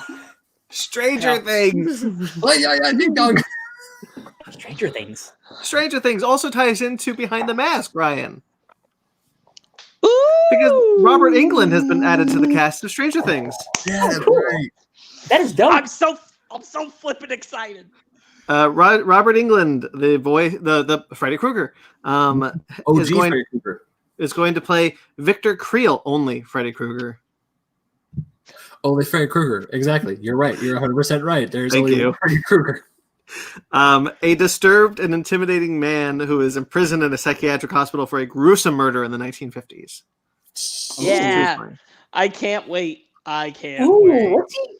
Okay, so he's not hanging out with Hopper, right? He wouldn't be, because Hopper's like in a prison. Maybe he's the Hopper's in Russia. He could be in a Russian prison. What if he's a Russian Freddy Krueger? There's another character that's connected to him that makes me not think that. Brandon, what was Robert Englund's character's name again? Victor Creel. Oh, isn't it the Absorbing Man? Oh, Creel. Crusher Creel. Crusher. Yeah, but Creel. his real name's not Crusher. I think it is. Oh, he's got a name in Immortal Hulk. I think it's Victor Creel. Might be Victor. I don't know. Oh, there you go. He stole it, Stranger Things. Anyway, He's joined the cast. I'm stoked. Jamie Campbell Bower, who you may remember as young Grindelwald. Sorry, he's from Sweeney Todd. Oh, Um, I know him. I know him. Yeah, young Grindelwald and Deathly Hallows that they brought back for some reason. No, Yeah. I'm looking. I'm thinking about his role in Sweeney Todd. We all remember Fantastic Beasts: Crimes of Grindelwald. We got it. Let's not. He will play Peter Ballard, a caring man who works as an orderly at a psychiatric hospital. Tired of the brutality he witnessed day after day, will Peter finally take a stand? Question mark. In Stranger Things. Stranger Things 4. This is all Stranger Things. No, this is Sweeney Todd. Trying to find my Todd DVD and I couldn't find it. I like the movie. And then we have Eduardo Franco, who is in Booksmart. Will play Argyle, Jonathan's new BFF. We stand a fan-loving stoner who proudly delivers delicious pizza pies for Surfer Boy Pizza. Wait, what is this show again? What is this? Stranger Things 4. Oh, okay. I mean, that's fine with me. Joseph Quinn from Catherine the Great will play Eddie Munson. He's the head of the Hawkins High School D&D club, the Hellfire Club. Ooh. The Hellfire Club. The Hellfire Club. Yes. Robert Englund. Tom, that's not a real word. Woloshiha. I'm sorry. From Game of Thrones. He's Game of Thrones. Will play Dmitri, a smart and charming Russian prison guard. But can he be trusted? Question mark. Sherman Augustus from Westworld. Tom Wallachia. He's the man with no face. Oh, there he is, the man with no face. He's Dragon Hagar. Jack and Hagar. Yeah. Oh, I know that guy. Yeah, that guy. Yeah, the From Game face of Thrones. Yeah, the faceless man. That's what he was, yeah. He's the faceless man. All right. Anyway, Sherman Augustus from Westworld will play Lieutenant Colonel Sullivan. He's an intelligent, no-nonsense man who believes he knows how to stop the evil in Hawkins once and for all. Mason Dye from the Goldbergs will play Jason Carver, a handsome, rich athlete who is dating the most popular girl in school. But as the new evil threatens Hawkins, his perfect world begins to unravel. Then Nikola Juriko Tesla from Genius, I don't know what that is, will play Yuri, a speedy and unpredictable Russian smuggler who loves bad jokes, cold hard cash, and crunchy style peanut butter. Same. It says same. I didn't say that. It says it. That's the description. Okay. Same. What was who was the cute Russian with the Slurpee last season? I think his name. No, was it Alexi? Alexi. If you give me like 5 more Alexis, I'm fine. I was about to say Alexi. They're trying to do. I feel like they're trying. So I just said they're trying to do another Alexi. No one can replace Alexi. No, but you can give me like a Yankov Smirnoff or something. No, because every season has a fan favorite character. Who gets Smirnoff? Oh, if Robert Englund is the fan favorite character this season that gets murdered, I'm gonna be so mad. Justice for Robert Englund. Starting it already. Justice for Barb. All right, The Last of Us was Bob and Alexi. Oh God, I forgot. Oh no, I feel bad. I forgot about Bob. Rip Everybody Bob. forgets about Bob. But you know what? It's okay because the justice for Bob, because he helped Frodo take the One Ring to Mordor. So yeah. Right. No, he didn't. That was a different character, you dummy. Go ahead, Brandon. Some people are trying to masturbate in here. Yeah. Is that an Auntie Donna joke? What is that? No, that's Grace and Frankie.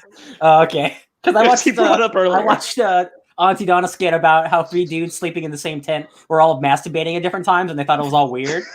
I haven't seen that one yet. I have also been watching skits of theirs on YouTube. They're funny. Okay, The Last of Us. Guys, The Last of Us was picked up to series to HBO. Wow. This will follow the events of the first game. This is the Chernobyl dude. He's doing this one with Neil Druckerman. Yeah. Man, get ready to get sad. It's gonna be dope. I have so much faith in this show. One, because it's the Last of Us guys, and two, it's the Chernobyl dude who won a bunch of Emmys or whatever. So it's gonna be great. Yeah. Also, DMX was picked up by HBO Max. DMZ. I don't know why I put DMX. DMZ, the comic book adaptation of Ava DuVernay, the Vertigo comic series has been picked up by HBO Max for a limited series. Will be 4 episodes, all written by Roberto Patino, and all directed by Ava DuVernay. I'm sorry. What's the show called? DMZ or DMX? DMZ. Okay. DMZ. Where's he going? He's going to grab a book. He's going to grab. Where is it? Where is it? Damn it! Where's the tutor? DMZ! I read comic books! There you go, that comic. Oh, that's what DM. Funny enough, Brandon, when I heard you say DMC, I was like, Devil May Cry? What? Oh. Ooh, right. By the author being bomb. So yeah, this is happening. Cool. We talked about it a bit before because we were talking about it before the show about when we're going to review Freaky. Well, guys, I told you we have some news about this dude, Christopher B. Landon, the writer of Freaky and Happy Death Day to You, and the writer-director of Happy Death Day to You, and the director of Happy Death Day. Like Scott Liddell wrote that script. He is working on a reboot of the Paranormal Activity franchise. Really? Really? Just damn, Sparks don't have to get that close. That's interesting. He has apparently, this is not the first time he's been attached to this franchise. He wrote the 2nd, 3rd, and 4th Paranormal Activity films and wrote and directed the 5th one. 2 of those are good. I think 2 and 3 are really good. I agree with you. I think 4 is okay, and I think 4 is 5 fine. So Yep. I dropped off the activity train after like 1 or 2. I definitely saw 1. But are any of those movies funny? Because all these Happy Death Day movies and Freaky are funny and stuff. So like, is he just gonna go back to horror, which is fine? I'm just like, I think probably they're looking at, can you do the Happy Death Day to You formula with Paranormal Activity? Oh, are they gonna like flip the genre? Oh, sweet. I'll be okay with that. I did not see the 6th Paranormal Activity, so. It would be weird at this point to go back to the franchise to just do the same thing because Paranormal Activity got done to death. So you got to do something new if you're doing anything with it. I don't care. No, that's the 5th one, the marked one. I didn't even know if that was real or not. The marked ones. Was the marked ones the spinoff? It's the spinoff that ended up just being the 5th movie. Right. I saw a billboard once. Yeah. Yeah. All right. So he wrote the first. So he's writing the film, but he's not directing the film. He said that they have a director that everyone's really excited about, but he can't say who yet. You got to do something really interesting to make me want to come back to that franchise at all. Because it really just kind of petered out after 3. Like you kind of had seen everything at that point. Yeah. Isn't the appeal of those movies that they're like super duper low budget, so they're like kind of like super realistic, right? Well, that was the appeal of the first one, at least 2. Was. But the 3rd one, like they have more of a budget and they use it, even though they're still doing like the found footage style. But the 3rd one, I didn't feel like it got bloated because of it. But then I actually thought 3 was really inventive. Yeah, but then after that, it starts to get like, how can we do everything we did before but cleaner? And I'm like, I don't care. I remember 3 being really inventive because it's set in the 1980s. So how do you do found footage then? I'm pretty sure 4 is the one where they have the Xbox camera sensor that creates lights in the night vision, and in those dots of lights you see the creature, which looks like Minotaur-esque. Cross brands, baby. I remember 4 is the only true sequel to 2. Yeah. Because 3 is a prequel. Yes. for the most part. Yeah. And two is also a prequel for the most part. It's just that the ending takes place after Paranormal Activity 1. What? Wow. Oh yeah, no, I got you. Yeah. Yes, you're correct. Yeah. Yes.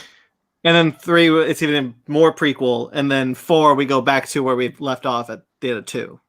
So here's the thing, guys. If you don't remember, real quick, in Paranormal Activity 2, the sister of the girl from Paranormal Activity 1 was actually the one being haunted first, and she moves the picture out of her house and into her sister's house and puts the curse on her.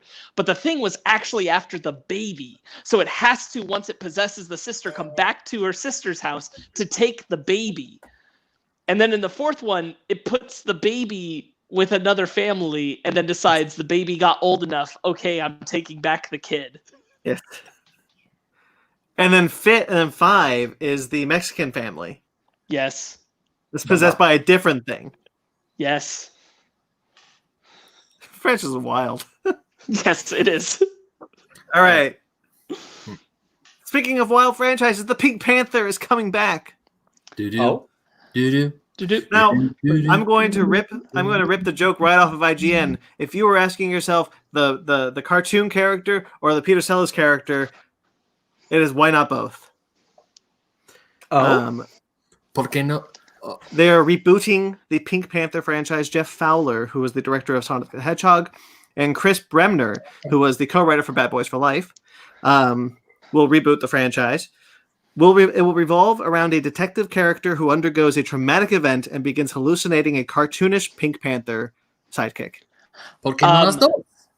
I think that is hilarious and the best idea for Pink Panther at this point ever. Because old Pink Panther, the cartoon is just the credits. That's all. It has nothing to do with the rest of the film. And then they made a cartoon series that has nothing to do with those movies.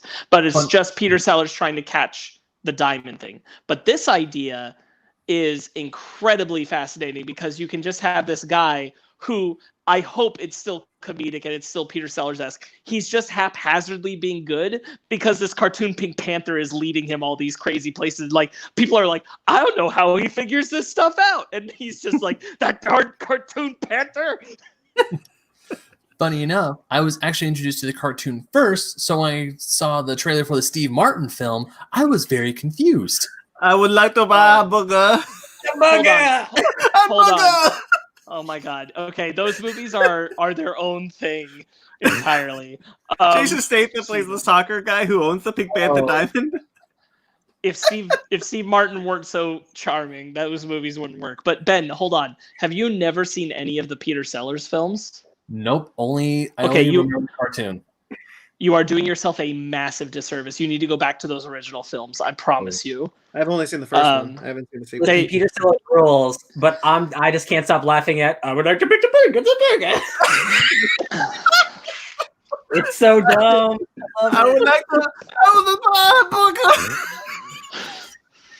I never even saw the movies, but I love that part of the trailer. Max, the same. The same for cartoons. So I don't remember, but like the 4th or 5th Pink Panther film, the original Peter Sellers one, is like a documentary all about, like, they're making a documentary about how Inspector Clouseau turned out to be a genius protector of the Pink Panther, and then he died.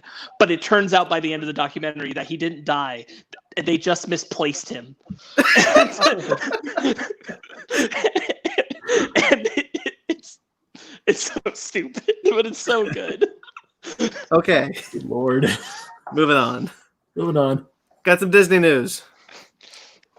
The House of Mouse is coming back for Deadpool 3.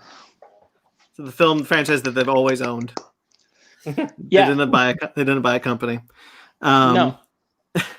Rob Liefeld kept saying they're not making it. They're not doing it. It's not happening. And he immediately, when he saw the news, was like, "Hell yeah, baby! I love Deadpool." Oh, I hate him. Someone is. Anyway. Man. He's just salty. For the 3rd film, Rhett Reese and Paul Wernick will not return to write. They wrote the first 2. They will not be writing the 3rd one. Instead, Bob's Burgers alums, Wendy Milleneux and Leslie Milleneux Loughlin, will write the 3rd Deadpool film. Seemingly confirmed by both their Twitter accounts and the Deadpool account. So, is there a reason as to why the original writers are coming back? Or... Well, so the reason only given is that Ryan Reynolds brought in a bunch of writer teams, heard all the pitches, and then picked the best one, and they won out. I love it. Okay. I love Bob's Burgers so much, you guys. I still watch that show. I like Deadpool and Deadpool 2. I do. I found something weaker overall in Deadpool 2 in the writing. Yeah. And I can't quite put my finger all the way on it, but it is there. And having a new, fresh writing team for Deadpool, I think, is a good choice at this point. Rather, I feel like if they came back with the same team, I think Deadpool might be a little tired. Yeah. That's like two sisters. That's like so cool. That's really awesome. So just the fact that Deadpool's. Oh, sorry. Go ahead, Ben. Go ahead. Zach. This might. So we all know Deadpool's rated R franchise, and Feige has said constantly that he is not going to allow any rated R franchises into the MCU. It looks like that is being taken away. So Deadpool is going to be the first rated R. Deadpool 3 is going to be the first rated R film. The last thing we know, the last thing we heard about, and by the way, Deadpool is easy to fit in the MCU without not fitting into the MCU. But still, the last thing we heard is that Bob Iger said that if we make a third Deadpool, it'll be rated R. Okay, then. So, we got a new guy. David Leitch will probably return, but as of now, he is not attached to the film. But it's so far away, he can finish all of his projects and come back. Yeah. We have Avant. The wife shouldn't have died. Bad writing choice. Yes, but if you recall, the wife is not dead. Yeah, time travel. Yeah, they fixed their writing by making time travel a thing. He just does it before she dies. It's fine. Although I have to admit that when they did kill Vanessa in the first part and the opening credits were like, wait, what? No, they just didn't seriously. It doesn't excuse it. It doesn't excuse it. It doesn't. Yeah, I don't like that. But it is funny. It's like I felt the same way about Lancelot's death in Kingsman Golden Circle. Yeah. Oh, yeah. Oh my god! I got fridging is a thing of the past. Don't do it anymore. Sparks reliving the moment of Lancelot's death of Kingsman Golden Circle. What up, I'm gonna Hulk out. I'm so mad. Yeah, I'm still real mad about that movie. Apparently, we're all salty about that part. Yeah. All right, because the movie should have been about both of them. Whatever. Anyway, I buried the lead. Another Disney franchise that Disney has owned forever, Predator. They're working on a new Predator film that will not be a follow-up from the 2018 film. Directed and written by Dan Trachtenberg, who is the writer-director of Cloverfield Lane. Yeah. Best Cloverfield film. He was not happy this news broke because he confirmed it by being like, man, it was supposed to be a surprise. I've been doing this for 4 years. Yeah, apparently, I think they're working on like an announcement trailer right now, and that's how it got leaked. And I'm like, man, that's Hollywood for you, isn't it? That's such a bummer, but also really cool that they're able to hide it. So he's been working on this while the last one was getting made. Yes. That's cool. I'm totally okay with you not following. Like, I thought the Predator was fine. I'm totally fine with you ignoring, picking up the threads it left behind. Yeah. Do something else with Predator. I don't care. Just do it well. And I found this really cool. I think this is really cool on two fronts. One, that Disney is not going to bury those franchises; that they are going to try to bring them back in some way. I was never worried. And two, that Dan Trachtenberg is an incredible choice for this. Yes, I agree. I'm so stoked. Yeah, very excited. I guess he started this right after he left Mortal Kombat. I think he left Mortal Kombat for this because Mortal Kombat was taking too long. Yo, that movie comes out in 2 months. Nope. Importantly, that also means that he was attached to this before Disney bought out, and they decided they liked this enough to keep going with it. So that's also awesome. Yes. All awesome all around. The Arrowverse news. That's the news this week. We're not going to talk about that yet, Sparks. I apologize. Real quickly, two new shows were renewed.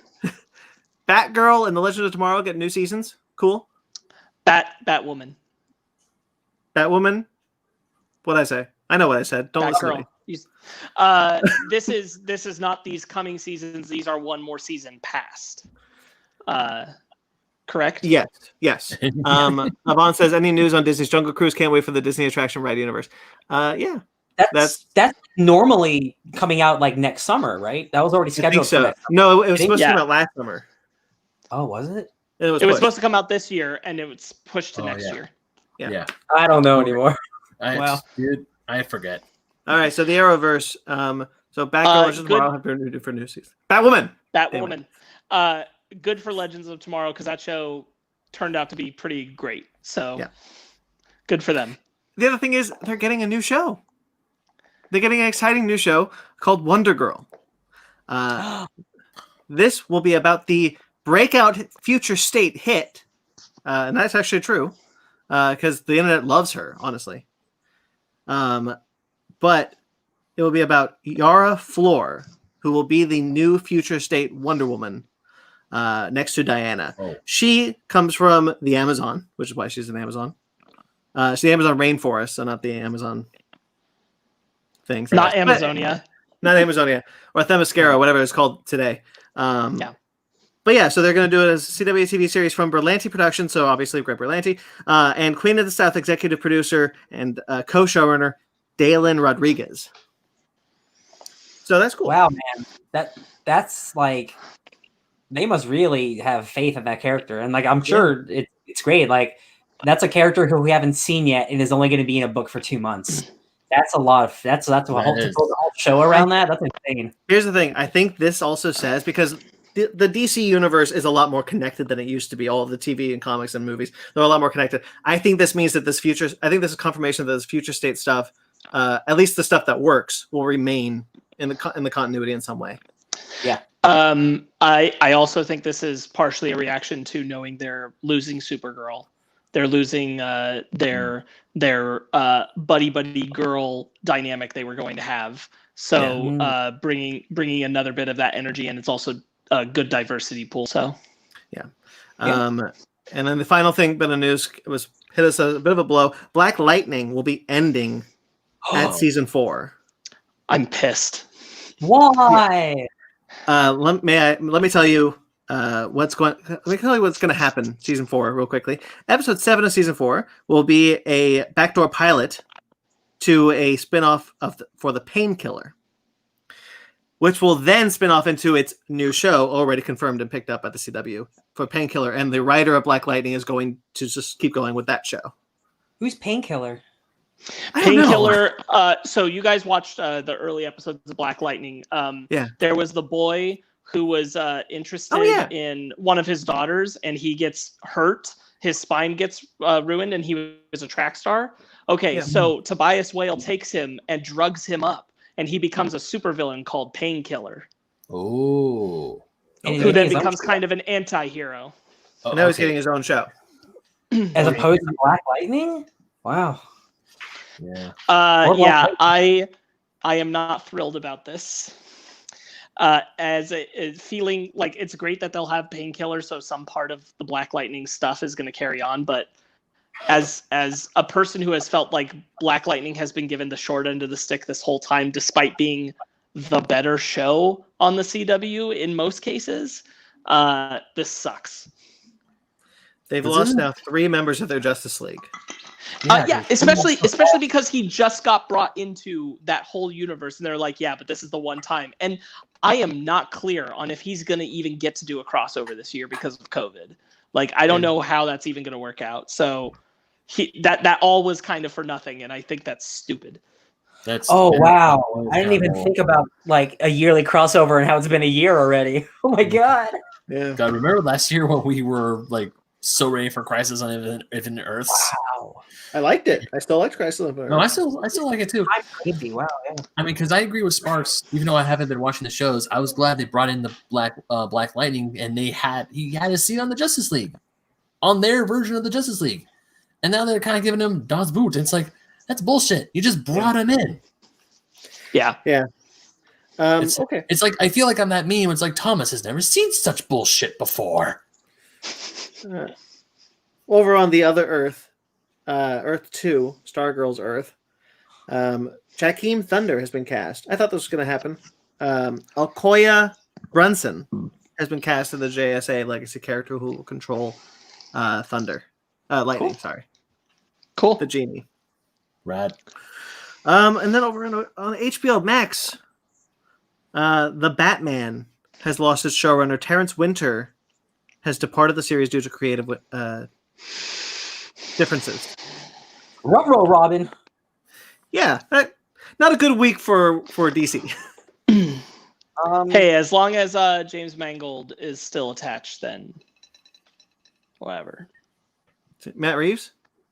Matt Reeves, yeah, that is who I meant. Sorry. I was like, wait, is James Mangold doing this show? What? No, as long as Matt Reeves is still attached involved, to be yeah. spearheading the show, because if he's still attached, that means that the creative differences are probably like, oh, you're working against the things that I want for this vibe to be. So yeah, let's hope it's that and not something worse.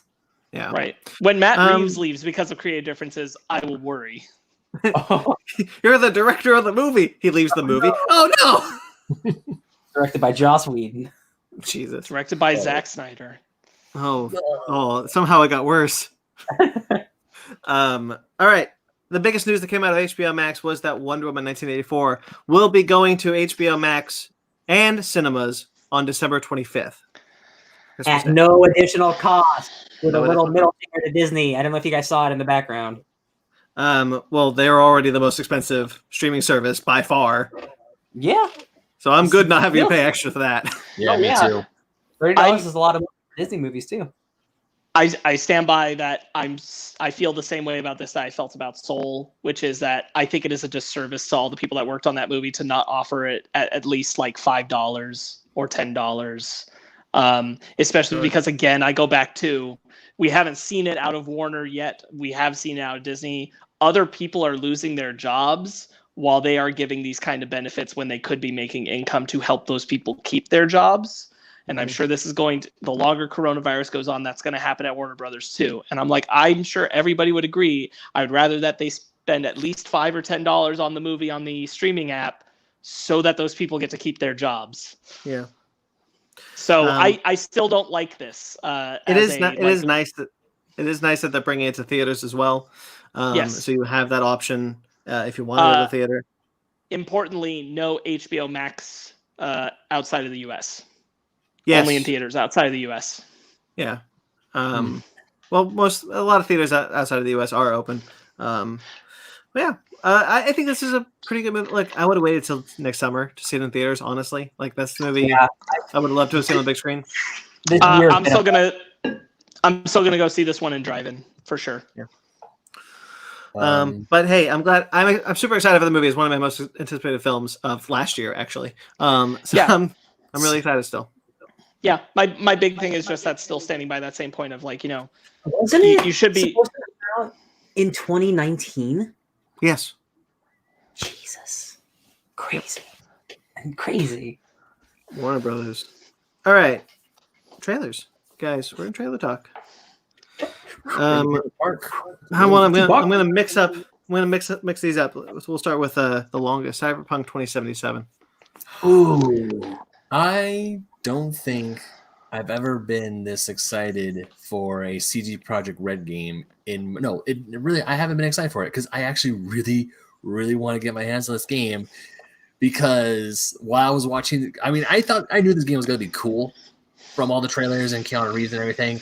But Lord, if I could make a cyberpunk version of Mega Man Zero where I could be blasting and slicing people in half, gimme! I want it!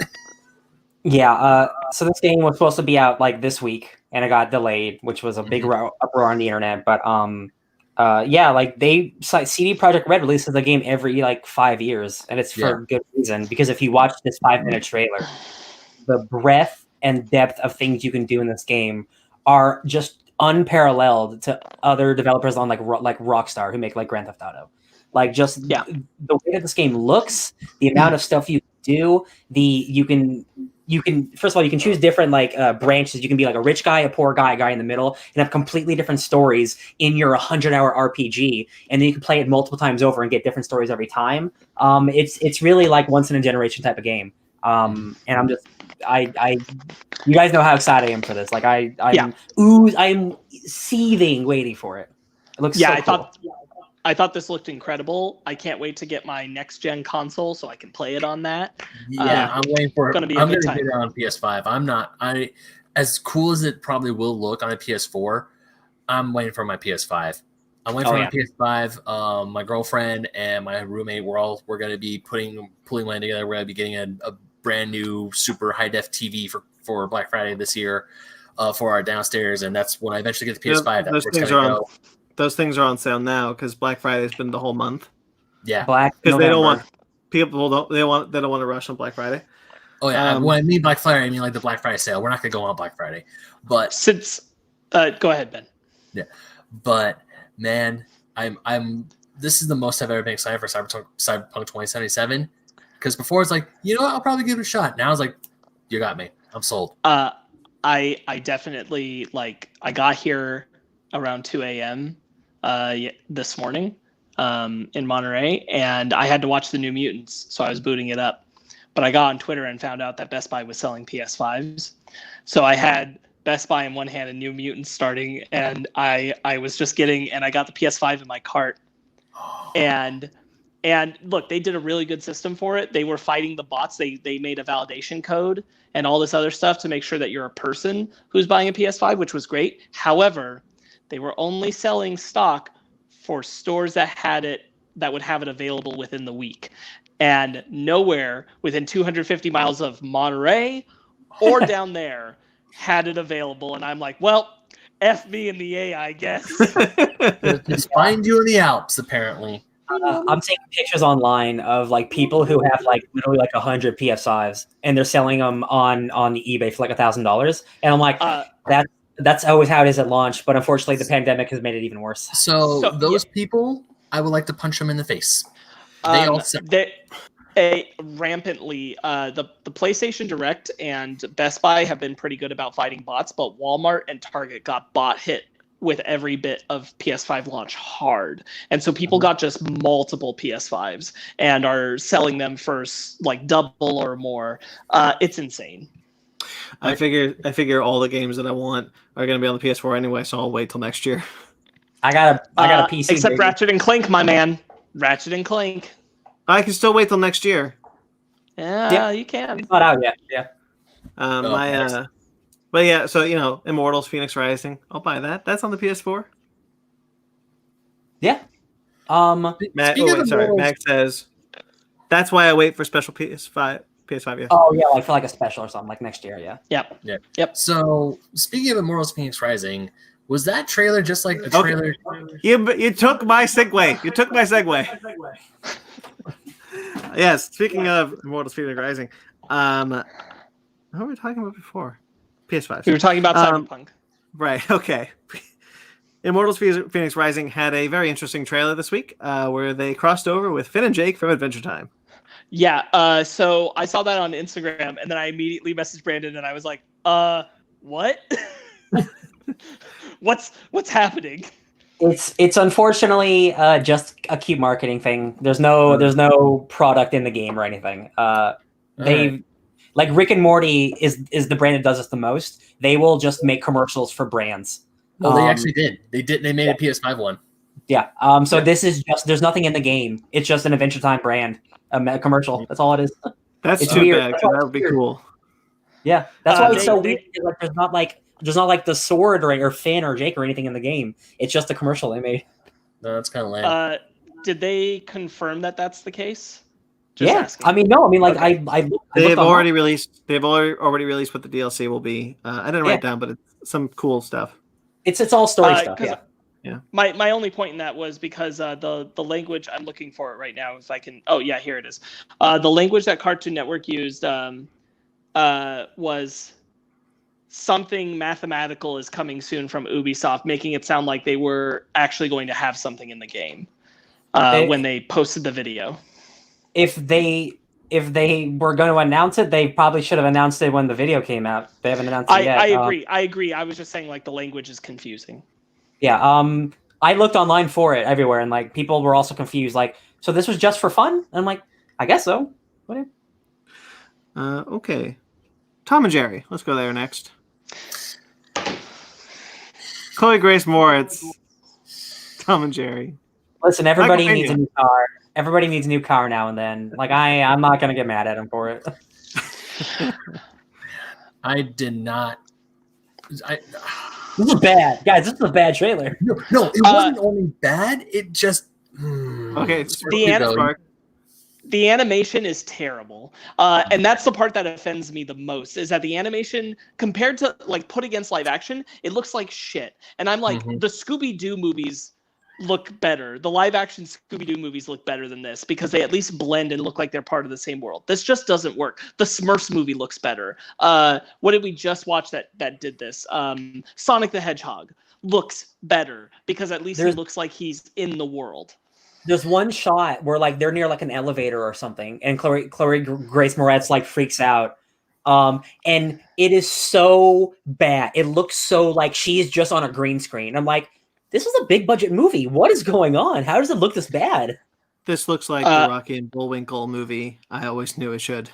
20 years ago. Okay, yeah, God. But yeah, 20 years ago, that was totally. But it's the same. It's the same format. Like they're doing the thing that Who Framed Roger Rabbit, Rocky and Bullwinkle. Like it is. They are still 2D animated in a 3D live action world. Yeah. I also want to point out that like I might get pushback on this, but it's just a trailer, but the energy of Tom and Jerry doesn't feel like Tom and Jerry to me. It feels like somebody who watches Itchy and Scratchy and knows that that's a reference to Tom and Jerry, but thinks that's the dynamic and has to be toned down for kids and applied that to this, because Jerry doesn't usually start the stuff with Tom. It's usually reactionary to something Tom does. But here he's constantly harassing Tom. And Tom is made the victim.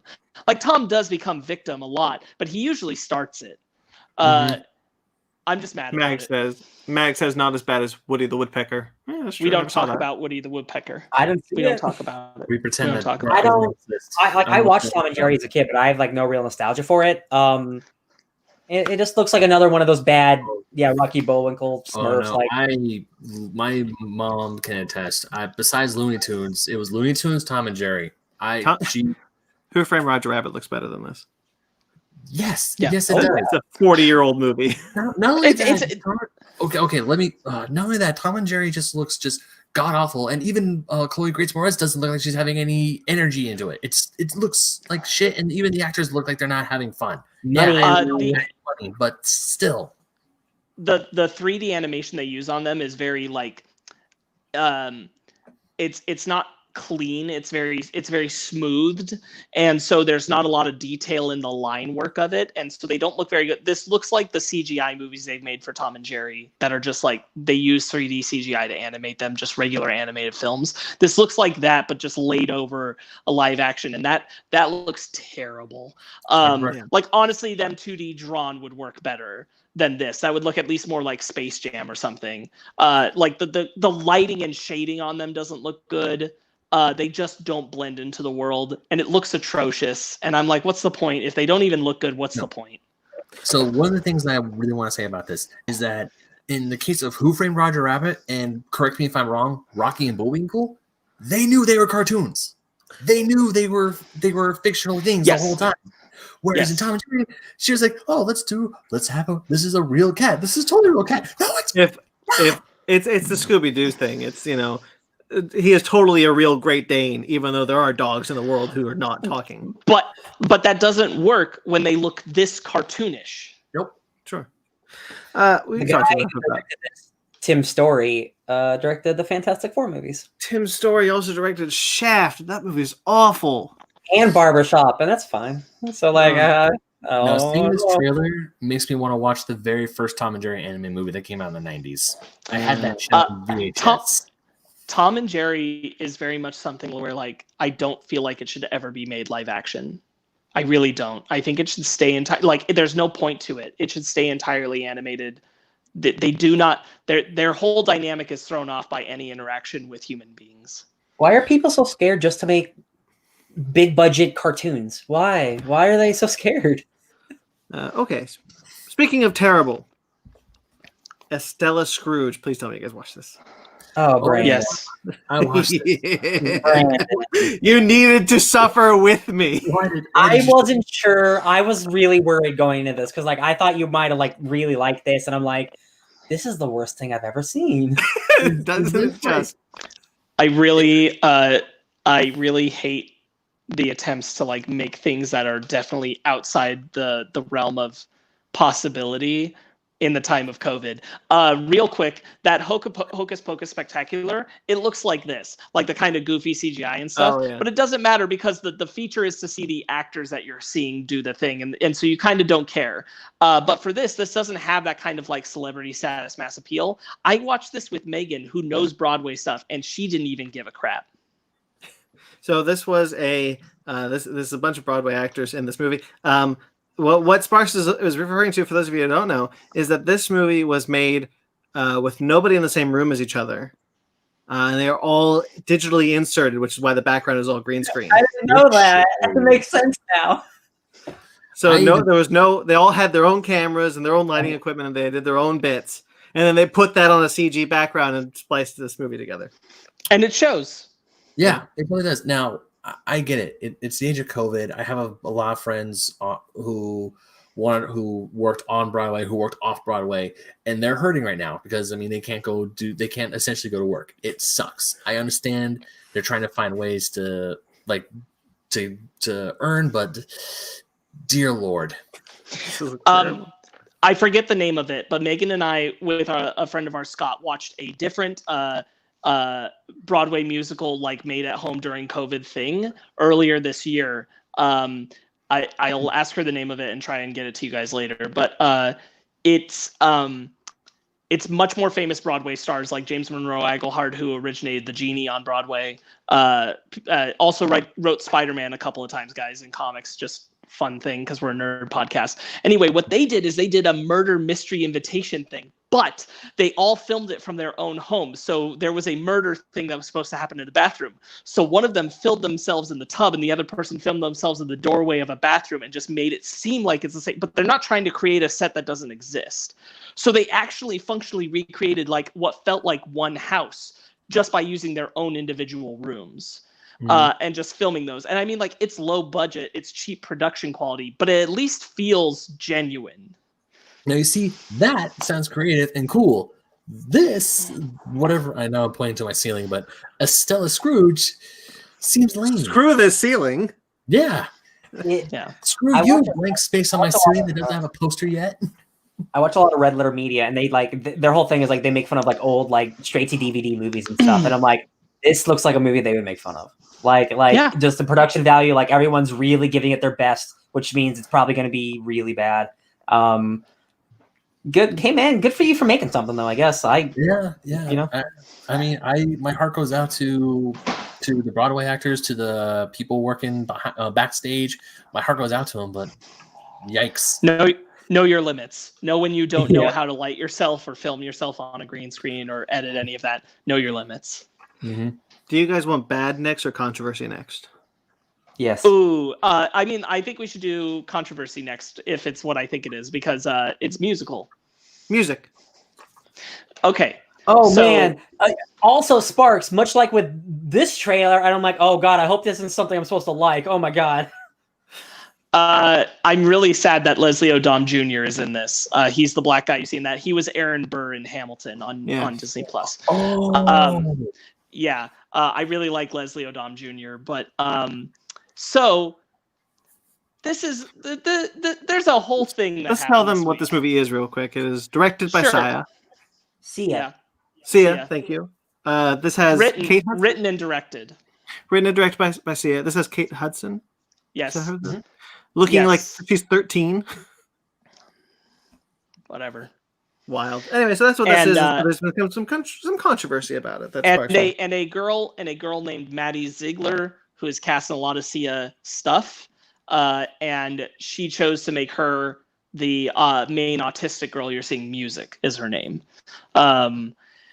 So this dropped, and I was very quickly made aware of the problems going on with this because my friend Kayla Cromer, who is on Everything's Gonna Be Okay. I've mentioned her on the podcast before. She is autistic. She plays an autistic character on the show. She was getting very upset about the things Sia was tweeting, and rightly so. So this trailer dropped in the autistic community on Twitter, essentially came out and said, Sia, this is not representing us. You worked with Autism Speaks, which is a organization that most of the autistic community hates, because Autism Speaks, for those who don't know, they are all about the idea of they want to eradicate autism. That autism is essentially a plague that they want to get rid of, which makes everybody who has autism feel really shitty, and rightly so. And so they don't really like that. There are much better organizations. Yet Autism Speaks got involved. Sia defended that she spent 3 years, I believe, doing research on this, and then she's like, I didn't know Autism Speaks was controversial, and everyone's like, cool, you couldn't have like Googled it and on the first page seen what was up and how people feel about it who have autism? That's ridiculous. Then people were talking about how it is a non-autistic actor playing the role and basically like doing everything that they've always seen, like the typical stereotypes of autism being portrayed.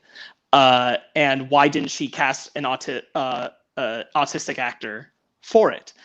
And the response from her was that she decided that she knew better than they did that they could not handle the pressures of a film production. Any autistic actors, any of them. And many autistic actors. I saw Peanut Butter Falcon. Yeah, so many autistic. Peanut Butter Falcon has an autistic. Many autistic actors responded to this with like, I'm an autistic actor, and one particular like made the argument of like, I know what I can do, I know what I'm capable of. You do not have the right to make that choice for us. And she responded, well, maybe you're just a bad actor. And so everything went really, really bad. Sia. So it's bad that Sia did this without considering them, but what's worse is the way she responded to the community, telling her she was misrepresenting them and treating them unfairly. And yes, she just made these like big outlandish claims that she was in the right because she was taking the responsibility and respecting them by not casting them in the film and not putting that burden on them. It's shitty. It's really shitty. It really, really sucks that this happened this week. What's the bummer is like I'm sure all of this was from like a place of like being good in her heart. Like I'm sure this was all accidental, just being ignorant. Like, man. She said that she wrote it because it's supposed to kind of illustrate a friend who exists in her life, and that she talked to 2 people she knows about who have autism, who are autistic. She talked to them about how they feel about this film. I need to start saying autistic, not have autism. Sorry. And that was basically her frame of reference, and everyone's like, cool, those 2 people who probably aren't on the same scale as a lot of things. I saw a lot of conversation. I got involved in a lot of conversation about this. I supported Kayla and all the autistic actors I know and have seen out there protesting this. It's super upsetting, and there's a lot of people, this is one last point I want to make. There's a lot of people making claims about like, how come straight people can play queer roles and we don't freak out about it? And I'm like, cool, queerness is not the same as a disability, and it's pretty much just as simple as that. There is a difference between like portraying queerness on a sexual spectrum and portraying people who have a disability. That's it. Go ahead. So, quick context. My friends who are diehard sports fans, we have a term called the Goose Maverick Tailspin. Essentially, a Goose Maverick Tailspin is when something goes south so quickly and it essentially blows up in your face. What C is doing is a celebrity version of the Goose Maverick Tailspin.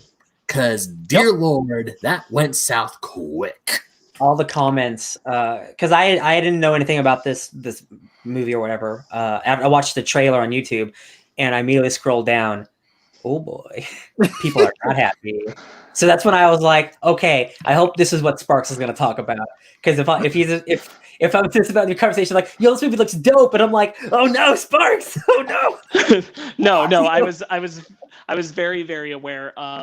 It's really shitty to have had, specifically, like, it was earlier this year that Everything's Gonna Be Okay came out, that it got big award acclaim. Kayla Cromer has essentially become a whole lot of the autistic community has rallied around her as a person who is showing that autistic people can play people autistic characters, and it's not an issue, and they can be really great, and they can do it, and they can represent themselves out there, and that they need more opportunities for that. And Kayla got a lot of comments about like people asking, were you ever contacted? Were you ever? And she's like, no, I was never, like, this wasn't something that was ever even on my radar. And to have those two kind of things bookend the year, because that was earlier at the beginning of the year, and now we're here, and it's just this ignorance about representation that they're asking for, and the fact that Sia just came back with, I hear you, but you're wrong, rather than I hear you and I'm sorry, I'll do better, is just tragic. Not on the same scale, but certainly kind of similar. I was wondering if Ryan, you want to talk about what happened with Dan Slott this week. Oh man, what a week for Mr. Slott. It's a 1-2 punch of Fantastic Four and Marvel 616. So Franklin Richards, for all of you listening here, is a mutant, right? He's part of the Fantastic Four. He's the son of the Fantastic Four, but he's a mutant. Mr. Slott decided this week that because Franklin has reality working powers, he's one of the most powerful people on the planet. That when he was young, he just decided he wanted to be a mutant to fit in, because it seemed like the cool thing to do, because the mutants were like the underdogs. And Professor X was like, hey, so like you were lying the whole time, and we're not going to let you in Krakoa. It's not like we just had a miniseries written by Chip Zdarsky literally about this entire effing thing. Like, I was going to say. Yeah, Hickman in like X-Men issue 1 like wrote what all the Omega level mutants are, and he wrote on Twitter, this is way before, he was like, this is permanent. This is a permanent thing in my story. It just goes to show this isn't all Dan Slott's fault. That means the editors are not talking to each other either. That's also just a big problem at Marvel. If you guys watch that Marvel 616 thing, Dan Slott is not the only problem at Marvel. They have a lot of shit they need to work out. What was interesting about so Dan Slott also had a similar to Saya kind of a Twitter breakdown about why he was right and why everyone was wrong, to feel bad about this. And one of the things that as common Slott, I can't possibly be wrong because I write things and you don't. He basically said that Franklin Richards is too hard of a character to write, so he depowered him. He literally, it's like the Superman thing of like, man, Superman's too strong of a character. Like, I don't know how to write Superman. I'm like, so you depower him? That's your solution? Is you take this character who decades of him being a mutant has been important to him? Like, it's Hickman, Mark Millar. Like, come on, people. Like from the 80s, before any of us were born, he's been a mutant. Like, it's just been a thing. It's always been a thing. Like, again, like the original 80s X-Men FF like miniseries dealt with this stuff too. And I'm just like, it bothers me more that Marvel allowed it to happen. That's also the big thing. Marvel's right. It sucks. Yeah.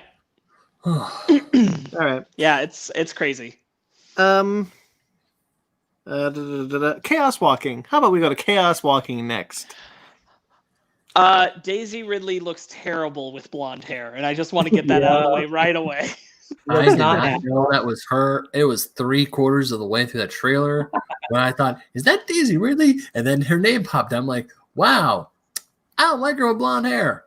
So this is based off a extremely popular series of a novel series.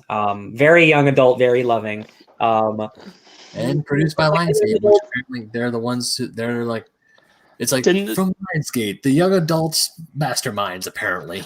Yeah. And didn't like 2 years ago we talk about this movie as it was in production and it was having a lot of troubles and people were saying this is going to be garbage when it comes out. They lost their director. Yeah. This looks generic and okay. And I like that. I was like, Mads is in it, and I was like, oh, I didn't know Mads was in this. Yeah. Which means he's probably not going to be in it enough. Yeah. He's probably only going to be in there for a little bit. This trailer was dull and uninteresting, and I can't tell you what it's about. Like, I don't mean like what they're doing with the thinking thing. I mean, I don't actually know what the plot of the movie is. I don't know what they're trying to achieve. I don't Girls know don't exist. What the thing is. I got that. I get the setting, but I don't know what it's about. I think it's an alien invasion movie. I think that too, but that really wasn't clear. Because at the end, we see like a big ass ship and an alien man. Yes, I thought that too, and I'm like, but why? Why am I not understanding that that's what the movie is about in a trailer? Yeah. I'm confused. I will say, for because this is a really expensive movie. Like they want this movie to succeed because it's got 2 big stars in it. But like the idea of having your telepathic thoughts being broadcasted is not something you often see in a huge budget movie. So for that fact alone, I find it intriguing. Because it looks like a premise where like, yo, it looks like it's something like original, even though it's based off a book. It's something I haven't seen before. Will that turn into something good? I doubt it. I'm very interested in how they handle like gender roles, because they're, one woman who they can't hear the thoughts of, but she can hear the thoughts of all men, and I'm like, well, that's rife with possibility for that to be mishandled. So what we'll men see. want the apocalyptic. So we'll see. That's I didn't think this was a well-cut trailer. I think and it left me confused and uncertain. Also, it's very loud. Because I didn't have my volume up super high when I was watching this trailer, but it was just like, can this trailer get any louder? But it's directed by Doug Liman, whose last movie was Edge of Tomorrow. So like that guy. No, but he's the one who left. He's the one who left. No, he directed this movie. Oh, is he? There's it's a Zack Snyder, Joss Whedon situation. Oh no! Hold on. Yeah, that was the whole thing. I don't know who's making this movie. It's funny because it did say from the studio that brought you Edge of Tomorrow. I'm like, oh no, it's Doug Liman is the working director on it. Who's the director that left then? Let's see. 1 second. I am doing some production stuff. Right. He's the reshoots man. Doug Liman is the reshoots man. Okay. So he's been given like directing title on it now. Right. So he fixed it. A or B? B. A. Well, I got 2 B's. So We Can Be Heroes. The sequel to Shark Boy and Lava Girl that you've always wanted. Listen, I have no desire to see this, but goddamn, do I respect Robert Rodriguez as a filmmaker? Right. For real, Sure. they will make Machete and Sin City, and then make a bunch of kids movies. Like that dude just makes whatever he wants, and I adore it. Like, And not just that, and not just that, but to go back to Shark Boy and Lava Girl, which was critically lauded because it was a ripoff of Spy Kids, which was his own movie. It's the lesser franchise, and to be like, no, I'm doing that again. It's their kid. Wait, but it's giving me the legacy shit that I want. he directed this. Yeah. I did not know that. This is his character. He's the real deal. I knew Robert Rodriguez directed the Spy Kids films, and I guess I just now learned that he directed Shark Boy and Lava Girl. Taylor Lautner. For those of you who are dying to know, Taylor Lautner will not be returning as Shark Boy. No, Shark Boy. Let's be clear. Shark Boy will not be played by, voiced by anybody. He will be just body doubled for like a single set of shots, because they want to leave the door open for Taylor Lautner to show up in a possible sequel. Sure. Yo, Pedro Pascal's looking hot. That's the official word of what they said. So, Pedro Pascal's in this. Yeah, I saw him looking like Chris Pratt. I'm pretty much in the same camp as Ryan, where like I really don't care to see this, but I applaud Robert Rodriguez for just doing whatever he wants. You know, it's like George Miller directing Happy Mad Feet. Mad Max 2, Mad Max 3, Happy Feet. Exactly. And then Mad Max Fury Road. I'm sorry, his IMDb is actually Mad Max 2, Mad Max 3, Babe, Pig in the Big City. Oh God, I forgot about that. Happy Feet 2, Mad Max Fury Road. A penguin murder sandwich. And then now Furiosa. Anyway. Okay. All right, let's just do this one. Zack Snyder's Justice League had a new trailer this week that was really hard to find. No, Was this a new trailer? No. Real quickly. No. Wait, real quickly. Did anybody see it in color, or did you see the black and white version? The only one I saw was the color black one. and white version. What'd you say, Ben? The only one that I saw that was available to watch on YouTube was the color version. Okay, so that is not true, actually. So interestingly enough, yes, if you look on YouTube, Zack Snyder's Justice League new trailer, the original trailer that was released will show up. But his Twitter account does have the new trailer, which is the black and white version, which is the problem. It is not a new trailer; it is just in black and white. Also, they uploaded to YouTube this at the same time the correct aspect ratio version of the trailer from the DC thing, because that before was not the correct aspect ratio. Oh. So they uploaded it in color in the correct aspect ratio, and then they uploaded this black and white filtered version. I watched a black and white 4:3 version on YouTube. That's the one that Zack Snyder put on Twitter this week. Yeah. Okay. So, okay, real quickly, I'm against this movie in the first place. Wait, Ben, it's literally the same trailer, except he put black and white filters on it. Oh, I know.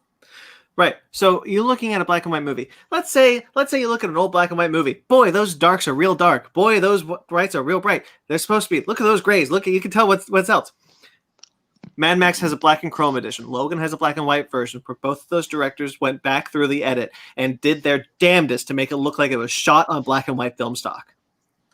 Because when you shoot on black and white film stock, it has to have a different lighting, different contrast, different everything than shooting on color film stock. What Zack Snyder has done is click in his program, black and white filter. Cool. So that looks artistic. So, if I may, you know what this sounds like a whole lot, and I'm getting war flashbacks because of it. It sounds like when M. Night Shyamalan hit the 3D conversion button when he made The Last Airbender. Yeah, that's a real bad one. Right. So the issue is when I'm watching this trailer, I can barely see Superman in the lightning. I can't see Darkseid from the background at all. Wonder Woman is wearing a bright white. I'll be right back. Suit when she is in front of a bright white sunlit background. This looks awful.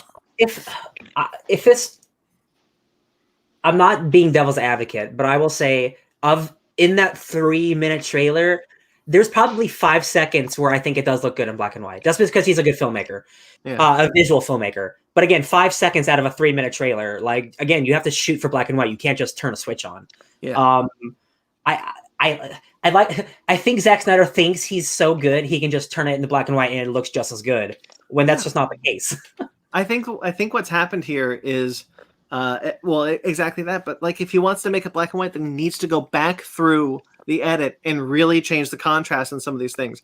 Yeah, he has a quote here, and I was kind of hoping to vamp while Sparks comes back, because he has a quote here that I want to read. Because I watched it in color, and the first again. So you watched I watched the first half of it's the exact same one as the first trailer, and then we got like some stuff with Victor and his dad. That's all in the first trailer. That's in the same trailer. Barry and Iris. Yeah, all first trailer. Yeah.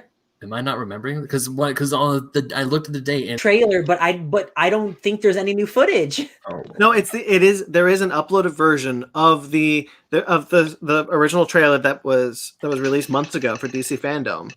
It is back on YouTube, but 5 days ago. So they kind of buried the black and white version, unless you really go to Zack Snyder's Twitter account. Yeah. Now, Sparks, now that you're here, I want to read you this quote. Zack Snyder said, "My ideal version of the movie is in black and white IMAX version of the movie. That, to me, is the most fan-centric, most pure, most Justice League experience." When I think of the Justice League, I think of no color. Yeah, when I think of, if I may, when I think of the Flash, I don't think of bright red, a scarlet speedster. I think of dull. When I think of Superman and his bright primary colors, shining hope as a beacon of hope and justice throughout the world, black and white. We already knew that from his previous outings with Superman, that he doesn't believe in color. Look, what is just like sad. What is sad about this is that it really is like Zack Snyder is this visual like cinematography genius. He is, but he thinks that black and white means art.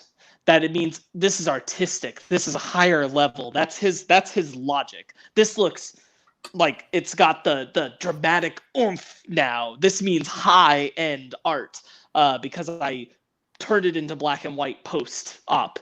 That is stupid. That is so stupid. And I hate how many people I saw on Twitter just going, "He's right. This is incredible." And I'm like, no, it's somehow went from bad to way worse. Cinema. No, this isn't the part where earlier when Ryan was like, "Oh, cinema." Yeah. This is the exact opposite of that.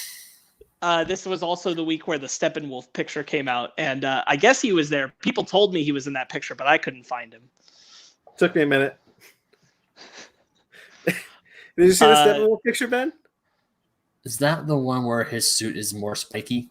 Wait, it's the new Steppenwolf design. It's the Zack Snyder original Where he Steppenwolf completely design. color blends into the background. Yes, it was that one. Spike. Wild. All right. That's enough of that. Batman Soul of the Dragon is our final trailer.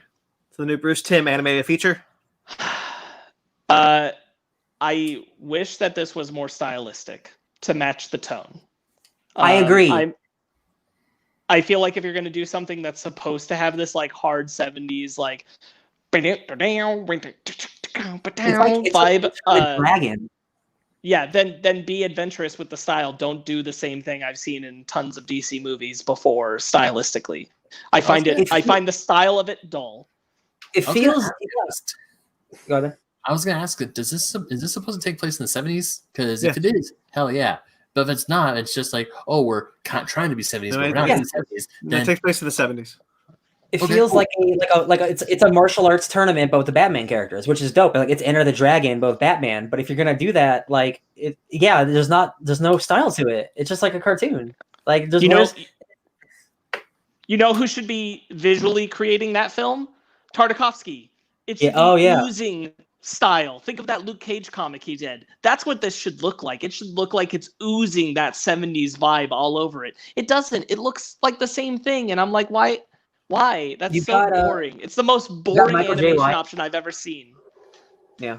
Michael J. White is back as Bronze Tiger, which is cool. I like that guy a lot. Yeah. Yeah, like this definitely should have been like more like 70s exploitation. Like it feels like a missed opportunity. It looks cool though. I'm gonna watch it. All right. That'll do it. Now we are doing New Mutants. The movie that finally out. This is not, guys, I don't know why we're doing this again. We already did this a couple months ago. I don't know if you guys remember. We did New Mutants already, but we're going to hear now because apparently nobody believes us that we actually saw the movie. So compare and contrast, and you'll see that they'll be the same. Exactly. The same. All right, let's get into it. Full spoilers for the New Mutants that is out now on DVD and Blu-ray. So full spoilers. I couldn't find a New Mutants comic. Sorry. Fail. Leave. What are you doing here? Get out of here. Go on. We don't want you anymore. I mean, I could probably get my New Mutants comic. It's just in my room. All right. Anyway, it's actually the Ten of Swords one with a really cool cover with Magic and Cypher. Right. Cool. This is not that. New Mutants, Fox's final X-Men film. Let's go into it. Ben. First thoughts. Initial thoughts. That's it. First thoughts. Right after I was done with the movie, I did something else and completely forgot about it. Jeez. Sparks. I thought there were things that I really liked and things that I didn't. And I ultimately just felt like, yeah, that was all right. That was, I've been through worse experiences. Ryan? Nope, not done yet. No, go ahead. Ryan? It's the opposite of that term. It's greater than the sum of its parts. Like Sparks, I thought there were things I liked about it here and there, but when I look at it overall, I think it's just like I thought it was going to be way worse. But I was hoping for it to be better. I found it to be pretty middling most of the way. I found it to be more boring than I expected, more than anything, which I was shocked how just kind of bored I was. But yeah. My thoughts. Honestly, I've seen it twice now. I watched it again this morning. I liked it. I don't think it's great. But honestly, I enjoyed myself. I don't regret watching it either time that I did. I think I'm orbiting Sparks. Sparks' feelings. But honestly, whatever. Well, let's get into it. I want to start with the racism stuff because that was the off podcast. That was the big reason why we talked about not seeing it when it was available to us in drive-ins earlier this year. There was less of it than I thought there was based on the Twitter conversations. which I was grateful for. And I want to address Ileana's racism towards Danny, which is that I don't inherently find it problematic as a character thing. However, the film has to either have other characters counterbalance it, including Danny or beyond Danny specifically, with saying that's racist and calling out the racism rather than just letting it slide. Because Danny ends up being the only person defending herself, and even then, it's not. I think at one point she pushes it as racism, but beyond that, like she's letting too many of the comments slide, and that's a problem. I think it's fine for Ileana to say those things and that be a character trait if you push back against it in the narrative of the film. The other point is that they needed to much, much better represent Danny's culture if you're going to do that kind of racism. And provide counterpoints of like, Ileana's perspective is super racist. Let us show you how we're actually like caring about the culture and all that. Unfortunately, I don't feel that way. I don't think that they go deep enough on Danny's Native American culture. I don't even think they go close.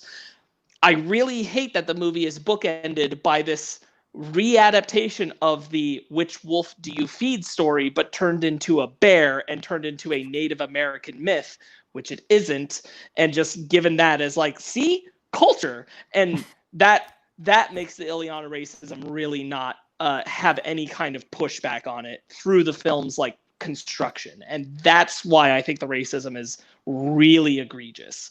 There's nothing designed to push back against it. Right. As the guy who, not that you guys don't know these characters now, but like these are really bad characterizations of almost all these characters. And again, that's kind of core to X-Men movies in general, but Ileana, I guess I can get over the fact that she's kind of a bitch sometimes, but every character in this movie is that way. Like there's a scene in the middle where literally every character calls each other a bitch and like, you're a bitch and like, shut up, bitch. And I'm just like, this at times feels like a CW show, how bad the drama is. And that took me out of the movie so hard because I think the script for the most part is pretty bad. I think it's very generic, and especially the stuff that I want them to dive into, it's all surface level, baby. There's no depth in this movie. It's as deep as a 3-foot pull I bought from Walmart. The stuff, the data page stuff with anything that deals with a computer, where it's like analysis. Oh, we got to do this. We got to do this. That seems so mad after the fact that we got to put this in so we don't confuse people about certain aspects of the movie. If this is Josh Boone's movie, I wish it would have had reshoots, because where's the horror movie he promised? The last 15 minutes of the movie? Yeah. I will say probably my biggest complaint is that it's not scary at all. Not at all. I will go even further than that and say, like, I didn't even need it to be scarier than it was necessarily. I would have liked it to, but I needed it to make the characterization stronger. You have a 6-person cast, and I don't feel like you go deep enough on any of them. I think the issue with the scary thing, with the horror thing, is that when they decided on what was going to cause the horror, they don't really know how that's going to interact with the other characters. So they're just kind of like, I guess this, and then they're connected, I guess. And then when this happened, it's all of that. Sure. So it's kind of like they can't really commit on how the reason for this happening would affect all the other characters. Speaking to the horror aspect, I think Roberto's moment works for me the best, which is the moment in the pool. When he gets pushed in with the pool with a broom, I love that. No. Well, yeah, but I'm referring to when Ileana says, "You'll have to catch me again," and then the entity, the thing, the imagination comes up as the girlfriend he burned. It's a shame that the actor playing Roberto is as bland as wood in his performance. But I thought that horror moment was pretty good. If you're gonna cast a character of color without being the person of color, at least make them a good actor if you're gonna do it. Yeah. Good God, man, like, Roberto sucked. Because that dude, like Roberto Acosta, is that dude is wicked handsome. That actor, yo, that dude takes his shirt off like, yo, okay, you got me. You could be Roberto the Costa. You gotta speak better, okay? Man, there was no character for me. I think honestly the best character is probably Rain, and even she, I feel like it's short-sighted. Like the stuff with Rain and Danny, I liked a lot, and I was glad that that's where it was going. I think for me it was more Rain and Ileana. Rain and Danny are my standouts. They're actually the reason why I like the movie. Yeah, I agree. Yeah, Rain definitely. I actually don't have a bad thing to say about Rain. There's the kid from Kentucky. What's his name? Johnny. Stranger Things. Yeah, Sam Guthrie. Guys, accents in this movie. Oh my god. Yeah, that was like Ileana and Rain are good for the most part. Well, for Rain, it's her natural accent. No, she's British. She's not Scottish. I think she's Scottish. No. Maisie Williams is very, very Game of Thrones, my man. But anyway, I can get over the two girls' accents fine, but man, that Kentucky accent, it was in and out worse than anything I've ever seen in my life. There were some points where he is just like, y'all, gosh darn, and I'm like, and then the next scene he's just talking fine, and I'm like, where's the editor checking in these? It's really bad at times, guys. So some of the accents are atrocious. Okay, so I want to say it was the scene where Ileana's nightmares manifest. So Stranger Things guy, whose name I can't remember, Sam. Sam, he takes off his hat, throws it down, blasts through. No, he doesn't. Scene he is in, his hat is back on his head. No, he doesn't. I knew you were going to bring this up. So I was ready for this. Down and blasts off. No, he takes it off, holds it in his hand, then blast off because he doesn't want to lose the hat. Because if he shoots fast, the hat's going to fly off. I thought he threw the hat down, so I'm wrong apparently. No, he grabs the hat and holds it at the side. You know who I don't think are compelling villains at all? The Smiley Men. You know why? Because when a kid with a broken hand and a cane, or excuse me, in a cast can beat you up, where's the threat? He didn't even have to Hulk out or cannonball or anything. He beat him with his cast. Lame. I agree. He does the cannonball through the hallway in one scene, which I like that sequence. I thought that was cool. Yeah, after he beats a dude with his cast. I wanted to jump back to Danny and Rain. The moment where they're under the force field and the rain is hitting it is honestly that was one of the moments where I went, cinema? To put it Ryan's way. It wasn't the full hit, but it went, ooh. Mild.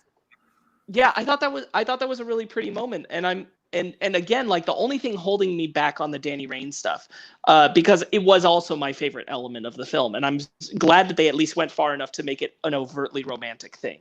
I'm glad that was there. However,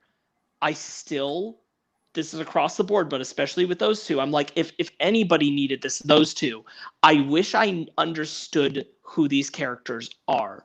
I don't know them. I'm not allowed to actually deeply connect with them. I understand Danny is Native American descendant and carries all this fear and that kind of thing. I understand that Macy, her character of Rain, transforms into a wolf, has been here a long time, and had a bad experience with a preacher. Cool. I don't know these characters, though. It's not there. The depths of who they aren't there. And in this small of a cast, you need to have strong characterization, at least for those two.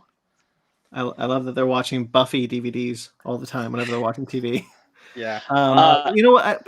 Speaking of Rain, I want to say like a moment that I actually do think is pretty scary. With a small s, scary with a small s, is when she's in the confessional and the door opens and then the door closes and you just hear witch. I was like, oh, that's a little tingle. Oh, you got me a little. It's like, that's spooky. That was a good bit. There's a lot of like me. There's a lot of good nuggets of things like that. And I will say, like, I'm not overly fond of the characterization of Ileana either, but I do think Anna Taylor-Joy is giving 110, and I at least appreciate that. She brings a lot out of that space. Yeah. I do want to talk about Ileana if you want to move on. Oh, go ahead. So Ileana, I like Anya Taylor-Joy. I didn't love the character of Ileana. I do have a question about her relationship with Lockheed, though. Are we led to believe that Lockheed was always alive? I think he was trapped in limbo, and that was just like she was just using the puppet until she can get the real Lockheed. But she talks to the puppet. Yeah, I think she's just crazy. And the puppet talks to her, so she's just insane? No, she's just actually crazy. But when Lockheed gets hit by the bear, she picks up the puppet. That's where I lose it. Yeah, I think Lockheed is supposed to be a creation she pulls out of limbo that the puppet turns into. I in the context of the film, that's how I understand it. That's not what it is, should be, but that's what I understood. So Ileana's backstory, and again, this is its own movie, it doesn't matter, but Ileana created the entire realm of limbo herself. Sorry. That's wild. That's pretty wild. Because in the comic, she gets taken to limbo by a super demon and is raised there. She didn't create the demonic land of limbo. I think that is... I guess it doesn't really matter to the story, but I just found it really odd. Like, wow, she literally created this entire dimension. How come she's not getting out of here easier? Well, yeah, there is the issue of like the power set. Like, you can only go so far with that. Reyes has a force field over the thing. If she can go to limbo, like, why can't she just leave? She literally teleports like outside of a room. I'm like, so can you just do that all the time anywhere? Yeah, like when she gets stuck in Go ahead. Like when she gets stuck in solitary, it's like you could just bamf out of there essentially. Why are you so mad that you're like, I'm in solitary? It's like, you can get out of there. The force field restrictions are very poorly explained in this episode, in this movie. And on the topic of Ileana, she feels like a character where I don't know who she's made for, because she's not satisfying the comic fans of her, but she's not elaborated on enough to make sense to people who aren't familiar with her. Sure. I don't know who she's for. She also, it seems like she has a new backstory where she was part of a child trafficking ring. Sure. We're led to extrapolate, which we don't really get a whole lot of. I just thought it was a weird cult. No, it's just more Mr. Sinister set up 4 movies of Mr. Sinister. Well, I don't think. Okay, so I don't think I'm not talking about that, because I want to talk about that on its own separate thing.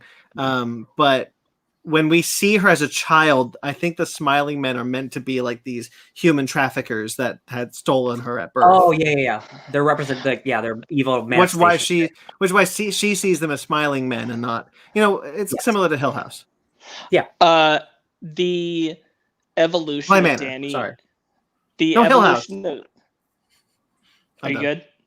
They got it. The evolution of Danny and Ileana's relationship is very stilted and forced.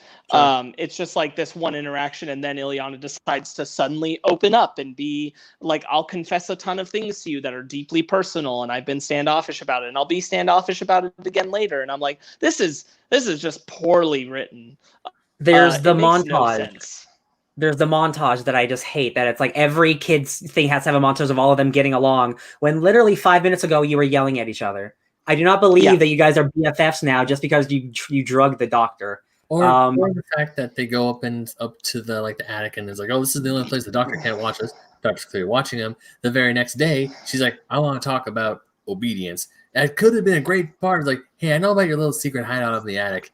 I have been allowing you, but we're going to have to stop that. And then it's like, all of a sudden, boom, we're going to get in trouble for this huge party we're throwing after spiking your teeth. It's like, she doesn't want them to know that the attic is being watched.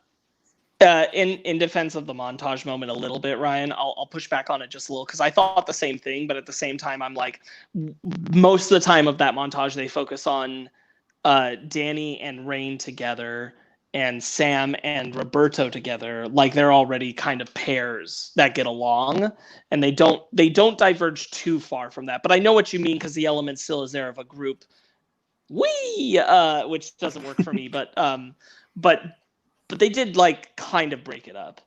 Okay. But I know what you're saying, and I agree. Overall, the vibe, honestly, the vibe of the way it came up felt just misplaced and inappropriate. Yeah. Okay. So Ryan brought it up a bit. Let's talk about Mr. Sinister. This is another example of the X-Men films building to nothing, because they always seem to want to build to Sinister, but they never quite made it. So literally, this is like the 3rd movie or 4th movie. Is the footage of the kids that Danny sees? Is that footage from Logan?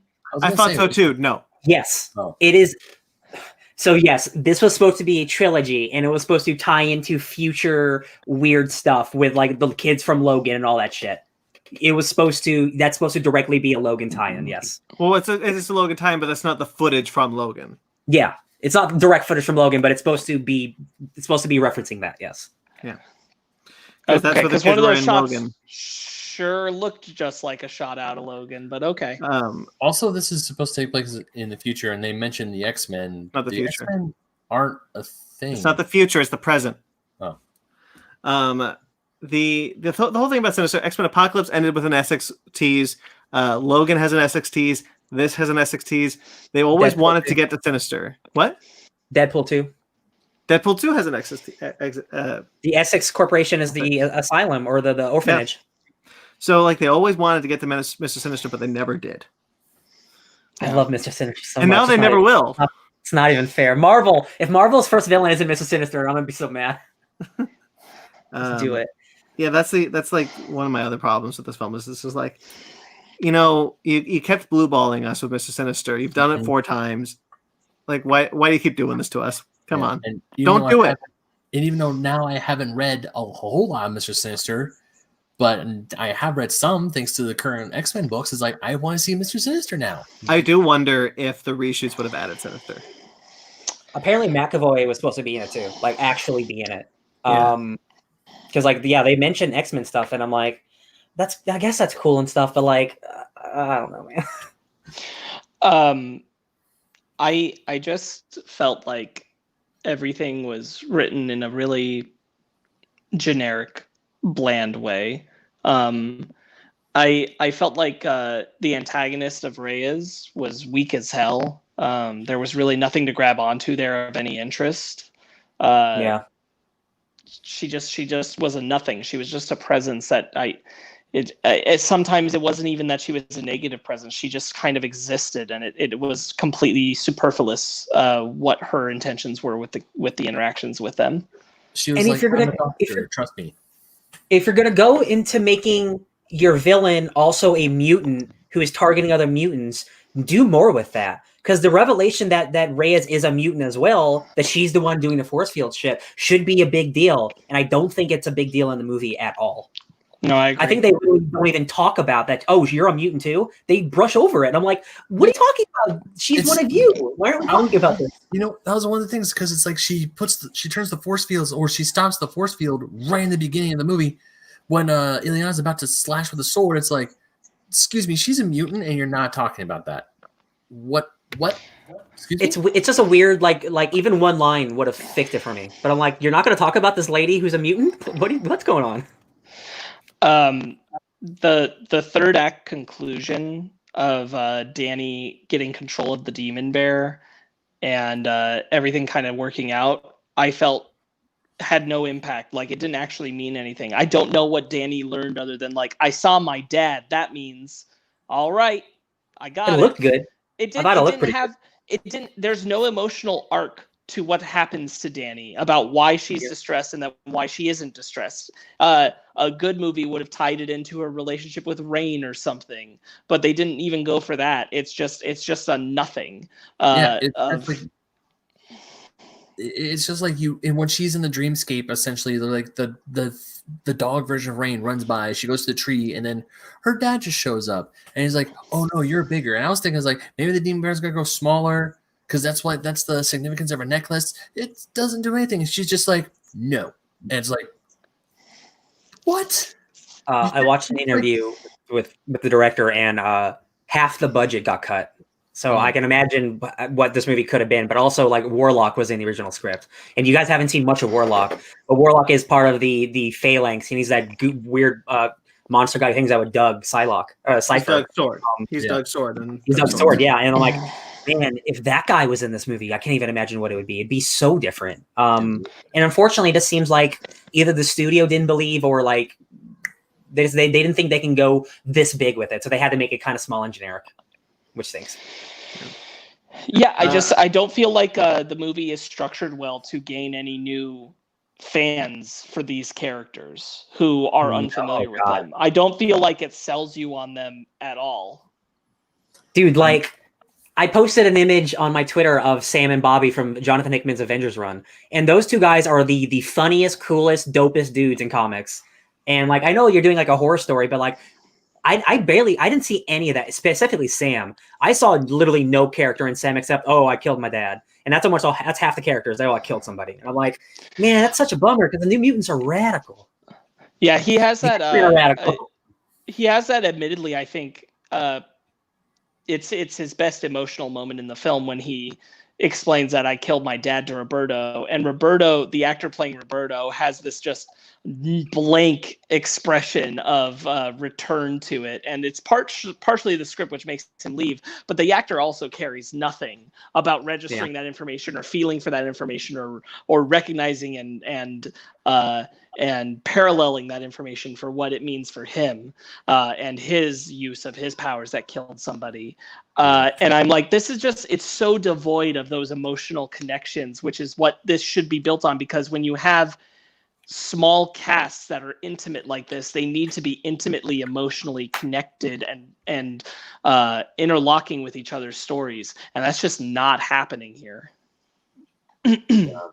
Like I said earlier, after I saw this movie, I just did some stuff around the house, put up some more art, and I had to keep reminding myself. I was like, oh yeah, I watched the New Mutants today, and then I started watching the Raider game. And I almost nearly forgot about the movie because this movie, I don't know if because I'm spoiled on the current line of New Mutants books, because I enjoy those books. I enjoy those characters. I love Ileana. And as I'm watching this movie, the only time I'm trying to think, like, yeah, Ileana kind of is like this in the books, but that's not her fully. And also, I get how come her arm just turns into armor, and when she draws her sword, it's comic book bullshit. She is one of the most, you could say, overpowered, like I hate the term Mary Sue, but like, she's one of those characters who can, like, she's super strong, she's invulnerable, she can teleport, she has a magic sword, she has a dragon, like, she's kind of got it all. Here's my thing. So when she's about to fight the demon bear, she says that bear is magic, and she turns around, her eyes are glowing blue, and she's like, I was expecting, like, okay, if her arm can turn to armor, how come she doesn't die in this awesome suit of armor with like the two horns on her head?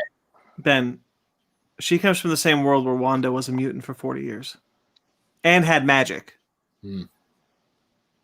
Like, Wanda was magic, but she's also a mutant. So she has magic and she's a mutant. Huh. It's the same thing. Like, there's a character that has magic and is a mutant. No, but I'm asking how come the filmmakers didn't give her like this sick ass suit of armor. She's never had that. She's never had that. Because that's not the character. Again, it's a stupid comic thing. Why did she only have one cool arm? That's just how it is in the comics for 40 years. Right. Yeah. I mean, we're just saying, like, that's not the fault of the film. Right. It's the fault of 40, 60 years of writing a comic book.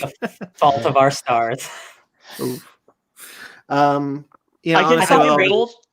can bullshit argument it for you real quick, Ben. She only needs the armor on that arm because it's the only arm that carries the sword. That was my thinking, yeah. I thought Rain, when she's half transformed, looks dope.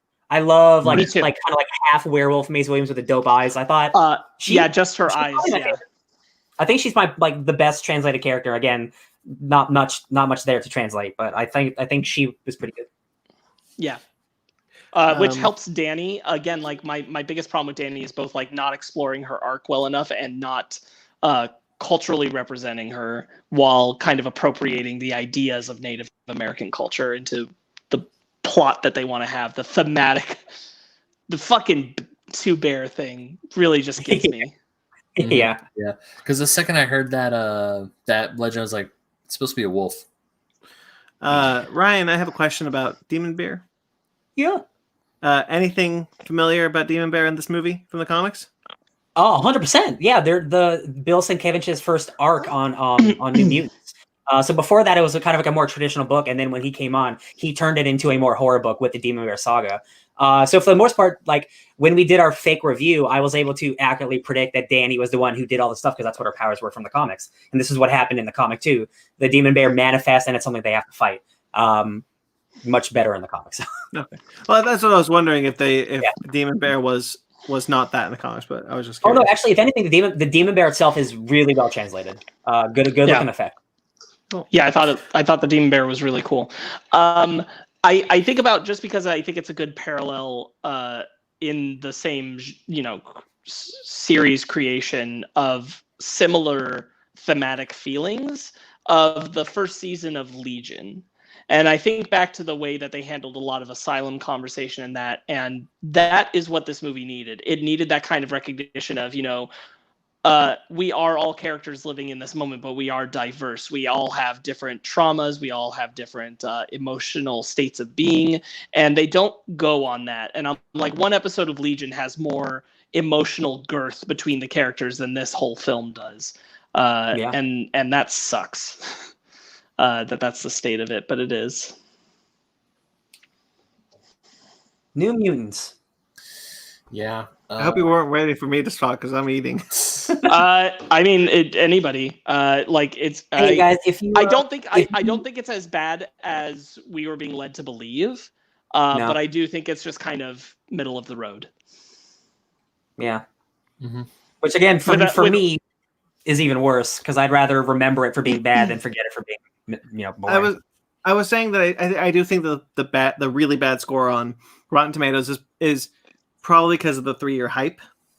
Sure. We're all waiting for what this movie's going to be, and then to finally have it. Huh? What is it on Rotten Tomatoes? 36, I think. I wouldn't go that bad. I would probably, if I were to guess a Rotten Tomatoes score, I would honestly say probably 50 minimum. Yeah, I'd say yeah. And I think if this had come out in 2017, that's what it would be sitting at. Oh man, 2017. What a year! Justice League came out. Wow. Wait, I thought it was supposed to come out 2018. 2018. Was it 2018? I did a whole bit about it earlier. That was years ago, man. I don't know, guys. This movie got pushed back 6 times, so it's really hard to. It's 2023. Okay. My final thought is, honestly, I would like to see a sequel, and I'm kind of bummed that we're not going to get one. I like all the actors enough. I especially really like Rain and Ileana. I just don't like the scripts that they were given, and it really bums me. It makes me wonder with that Deadpool 3 thing. Like, can you salvage actors? Is it possible? Can we do this, America? Yeah. Sparks, were you saying something? I think. I think that. What? Can you not hear me? No, we're waiting for you to talk. I think you're delayed. Oh, okay. Oh. I'm probably delayed. Okay, so that's what's happening. Sparks, what did I just say? How long did it take? Too long. Oh no. So, what I would say is just that I felt like the film has good performances. I don't think Roberto's actor is good at all. Personally, I would lose him entirely and recast him race appropriately as well. But I do think on Taylor-Joy, Macy Williams, and I think Sam Guthrie's character are all trying to give strong performances, and it could work, and they could have that right dynamic. I have a really hard time pinning down if the actor playing Danny would be more better serviced by a better script, or if she would need to be recast. I'm really not sure, because they just leave her so standard and generic in her path without any kind of ups and downs to it. So it's very hard for me to gauge where she would belong on that. And I kind of agree. I'd rather just see. I don't need a sequel, but I'd rather just see those actors get to play those roles in a better written, more constructed for their characters film, because I do think there's glimmers of good stuff with them, and it's just never allowed to reach its true heights, which just sucks. Should I ask you to rate it now? Are you feeling that? Are you feeling ratey? 5.5. Ben, I guess we'll go final thoughts and rate it. This movie could have been good, but it's like Ryan said, it's middling of the road. It's forgettable. After I was done watching it, I went to go do other stuff, and I almost completely forgot about it. And it's a 5. I really wish Sinister would have shown up in some way, shape, or form. But of course, they're like, "Oh, we're gonna tease him. We're gonna tease him." This is the final X-Men film, it sucks that the Well, final. they didn't know when they were making it that it was the final X-Men film. Yeah, true. But at the same time, it's like you have such a banger of a movie that is the original X-Men, and most of the film, over half the films that came afterwards are decent movies. And then this is the whimper you end at. It sucks. Well, again, they didn't know it was going to be the end. Yeah, they didn't know, and now Disney officially owns the studio. They officially own the rights.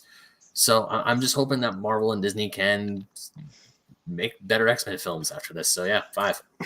Man, Ryan. Deadpool 2 came out in 2018, so there would have been this and New Mutants for 2 Sinister teases. So they better have had Sinister in the next movie. I agree with these guys. Like I thought it would have been worse, but I sure was hoping for better. I'll give it a 6. Let's see if I can 7.5. Don't kill me. Hey, it's the same score as his house. Your favorite movie of the year, baby. It's all right. We're all different. We're all born did I different. really say that for did I really say that for his house? You sure did. I wouldn't say they're the same quality. I don't want that to mean. I always rate movies on. No, I know. For the audience, my rating system is bullshit. Anyway, all of our rating systems are bullshit. It's superficial. Who really cares what number grade these movies get? True. I give it 11. Actually, if anything, we should probably start adopting the downright nerdy, the way they get like a letter grade. I freaking hate letter grades. No, I don't like letter grades either. Never mind then. No, letter grades suck. Oh, They suck in school when you get them. They suck in rating when you do them. No offense, downright nerdy. We love great. you. One's bad. I get it. Oh, okay. Especially because it's like the difference between D and F. D, F, E. What happened to E? Sorry. American school system shit. Let's move on to our book club then. Ryan forgot his book. But it is Ryan's. It is Ryan's book club this week. Hold it up again. Let's see that green screen. Look at that. Oh god. Look at that. Hey guys, my name is Ryan, and I picked the Batman book club. I picked Batman and Robin, written by Grant Morrison and drawn by Frank Whiteley and Philip Tan.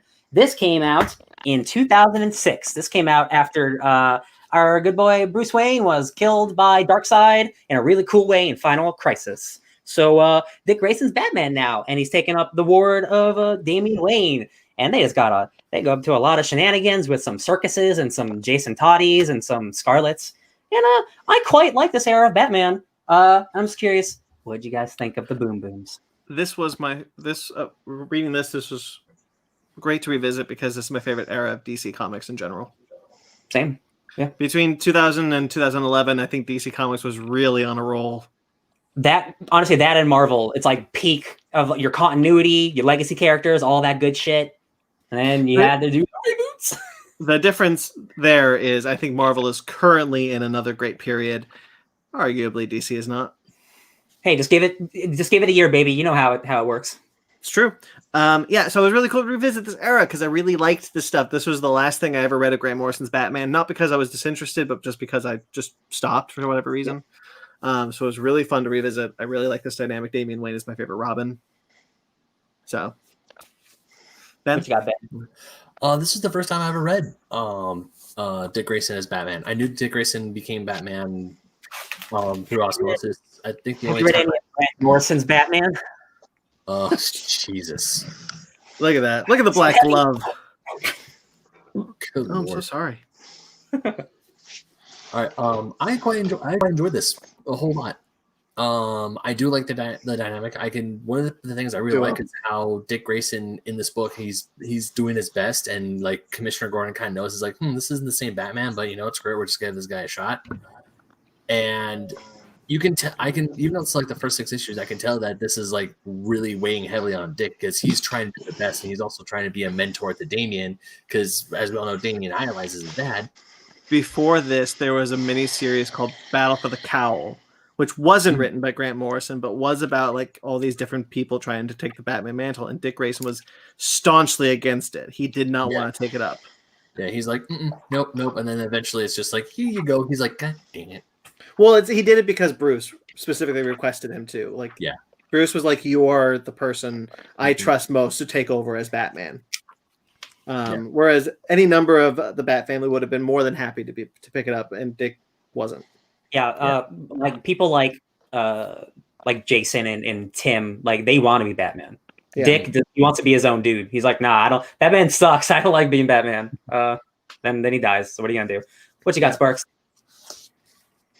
Yeah, I really enjoyed this. I thought Grant Morrison does a really good job of characterizing the relationship between these characters, and he makes a real gross pig. Oh God, Professor Pig. Frank Quietly's art is beautifully disgusting sometimes. There are very few people who draw ugly people so beautifully. Yes. Because most of comics are like hot people. Like, you look at X-Men, those are all hot people. This book's full of ugly dudes, and I love it. Like, I love it so much because you rarely get to see the wrinkles, and like Alfred's old as shit, and Dick is even kind of ugly, and Damien's horrifying. You know what? It's weird because I know Frank Quietly's pedigree. I know he's an amazing artist. Like, one of my favorite books that he's drawn is All-Star Superman, another Grant Morrison conjunction. But for some reason, I feel the same way every time I see Jay Lee's art. Jay Lee, amazing artist, love it. I just don't personally like it. I don't like Jay Lee's art either. It's fair. I mean, the same with Frank. I mean, don't get me wrong. Frank Quietly, he is a good artist. He deserves his spot on the DC Pantheon. But at the same time, it's like I just like when I was seeing the scene when Professor Pig was like dancing in front of Robin. I was just like I was kind of repulsed. He did his job then. If you were actually he did his job. There's a page in Black Hammer where Colonel Weird slips out of Jeff Lemire's ear and decides to go into Grant Morrison's ear. It's a wild panel. Beautiful. That's Black Hammer for you. I think so. This book is like a summer blockbuster event book. Like it's a #1, but it feels like a big book. Like the first page is the onomatopoeia of the boom boom of behind the car. Like this first issue is like seriously like not like one of the greatest comics ever made, but in terms of being a first issue, like of setting the groundwork for who your characters are, who your villains are, the new status quo, who the side characters are. This is one of the best. I love Dick Grayson as Batman. I told you guys this so many times how much I love him. He's my favorite Batman because he's a Batman with the flaws. He's a Batman who will make a mistake, and in this book, he makes several mistakes that almost cost him his life or Damien's life.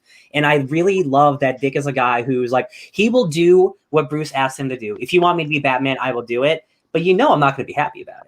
It's gonna suck. I have to raise your kid, and I'm gonna do my best, but I'm not you, Bruce, and that sucks that you chose. Don't choose me. But he also has moments where he's having fun. He's still Nightwing at heart. So when he's holding the Toad over the thing, is like we're 300 feet from the air, and he drops him, and it's just bloop. Yeah, being part of the circus like gives him an insight that Batman can never have or Bruce can never have. So like he starts talking to Alfred about like he starts using like lingo of like a circus lingo. He's like, yeah, back when I used to rope with these guys, and I'm like, man, this is cool. This is another type of a Batman that we don't get. And it's like a new rope gallery. You know what it is? It's a breezier Batman. It's a Batman who doesn't have a chip on his shoulder when he's engaging with the criminals of Gotham, and that just feels lighter in a sense. Yeah, I agree. I had something. This collects 2 arcs: a Professor Pig arc and a Jason Todd arc. I liked some of the allusions to the phone call in this arc. I thought that was fun. Oh man, this Jason Todd stuff is so good. And it's really funny. This is coming out. Sorry, I reread this as like the 3 Joker stuff was happening because like this is the direction I posted on Twitter like a while ago. I was like, man, I wish Jason Todd would have just stayed a villain because that is such a more fascinating thing to me is like, oh, the Robin who failed or the Robin who lost and the Batman who failed. And like, I think that is such an awesome idea instead of this guy who's like, oh, I'm just going to be Batman and not kill, but I will kill, but I won't kill, but I will kill. I just find it more interesting when he's like, no, I am Batman's failure, and this is what it looks like. I do not disagree with that. I really like how Grant Morrison wrote Jason Todd. However, and I have to get this off my shoulder. I've had it on my shoulder for so long. I hate this costume. Oh, I love it. I hate this costume so much. That's With okay. the I think red it's like skull on it. I like it so much more than his modern costume. So much. I think it's I love his initial New 52 costume. Honestly, I really love it. Yeah. His Grant Morrison costume. It's just the white with the cape with the goofy helmet. It just doesn't work for me. That's funny because Red Hood. I actually really liked his like Red Hood / villain. I like his like hero Red Hood costume. But I also kind of like the villain one, especially since it's just a giant cylinder, a giant red tube on top of his head. I do like when he takes it off and he's just like, I'm losing my hair because Batman made me dye my hair black. I love it. That's so disgusting. Bruce, what are you doing to this child? Are you kidding me? Yeah. He screwed up Jason. Yeah, he totally did. Yeah. Over on Sexton, you guys. Yeah, that was You guys, Oberon Sexton is the coolest guy. He's in like the next like 3 volumes of Batman. He's a secret character. I'm not going to tell you who it really is. I remember when that came detective. out. I remember when that issue came out. The issue that you're talking about. That was wild. Yeah, like he's introduced in like issue 4, but you find out who he is in like issue 17 or something. It's dope as hell. I think the art isn't as good in the second volume because it's Philip Tan, who is kind of like a Frank Wiley, but not as good. So his ugly people are kind of just actually ugly. Specifically his Damien. Like there's one Damien panel that's like, oh, you should have redrew this. It's bad. But like I can't get mad at it. I couldn't do that. It's so so that's good. why I asked if the Professor Pig stuff was the only part that we need to read for this book club, because because we had 3 issues and then we changed artists. So because I was thinking is like, wait, but trades normally go for 6 and we just changed the artists. Is this the end of what we're supposed to read? Because that's why I was confused. That's why I asked earlier. Frank Quitely is one of those guys who because his work is so detailed, he literally takes twice as long. So any Frank Quitely book is delayed. So it's actually very smart for him to just do 3 issues and then give him time to do the next 3 issues.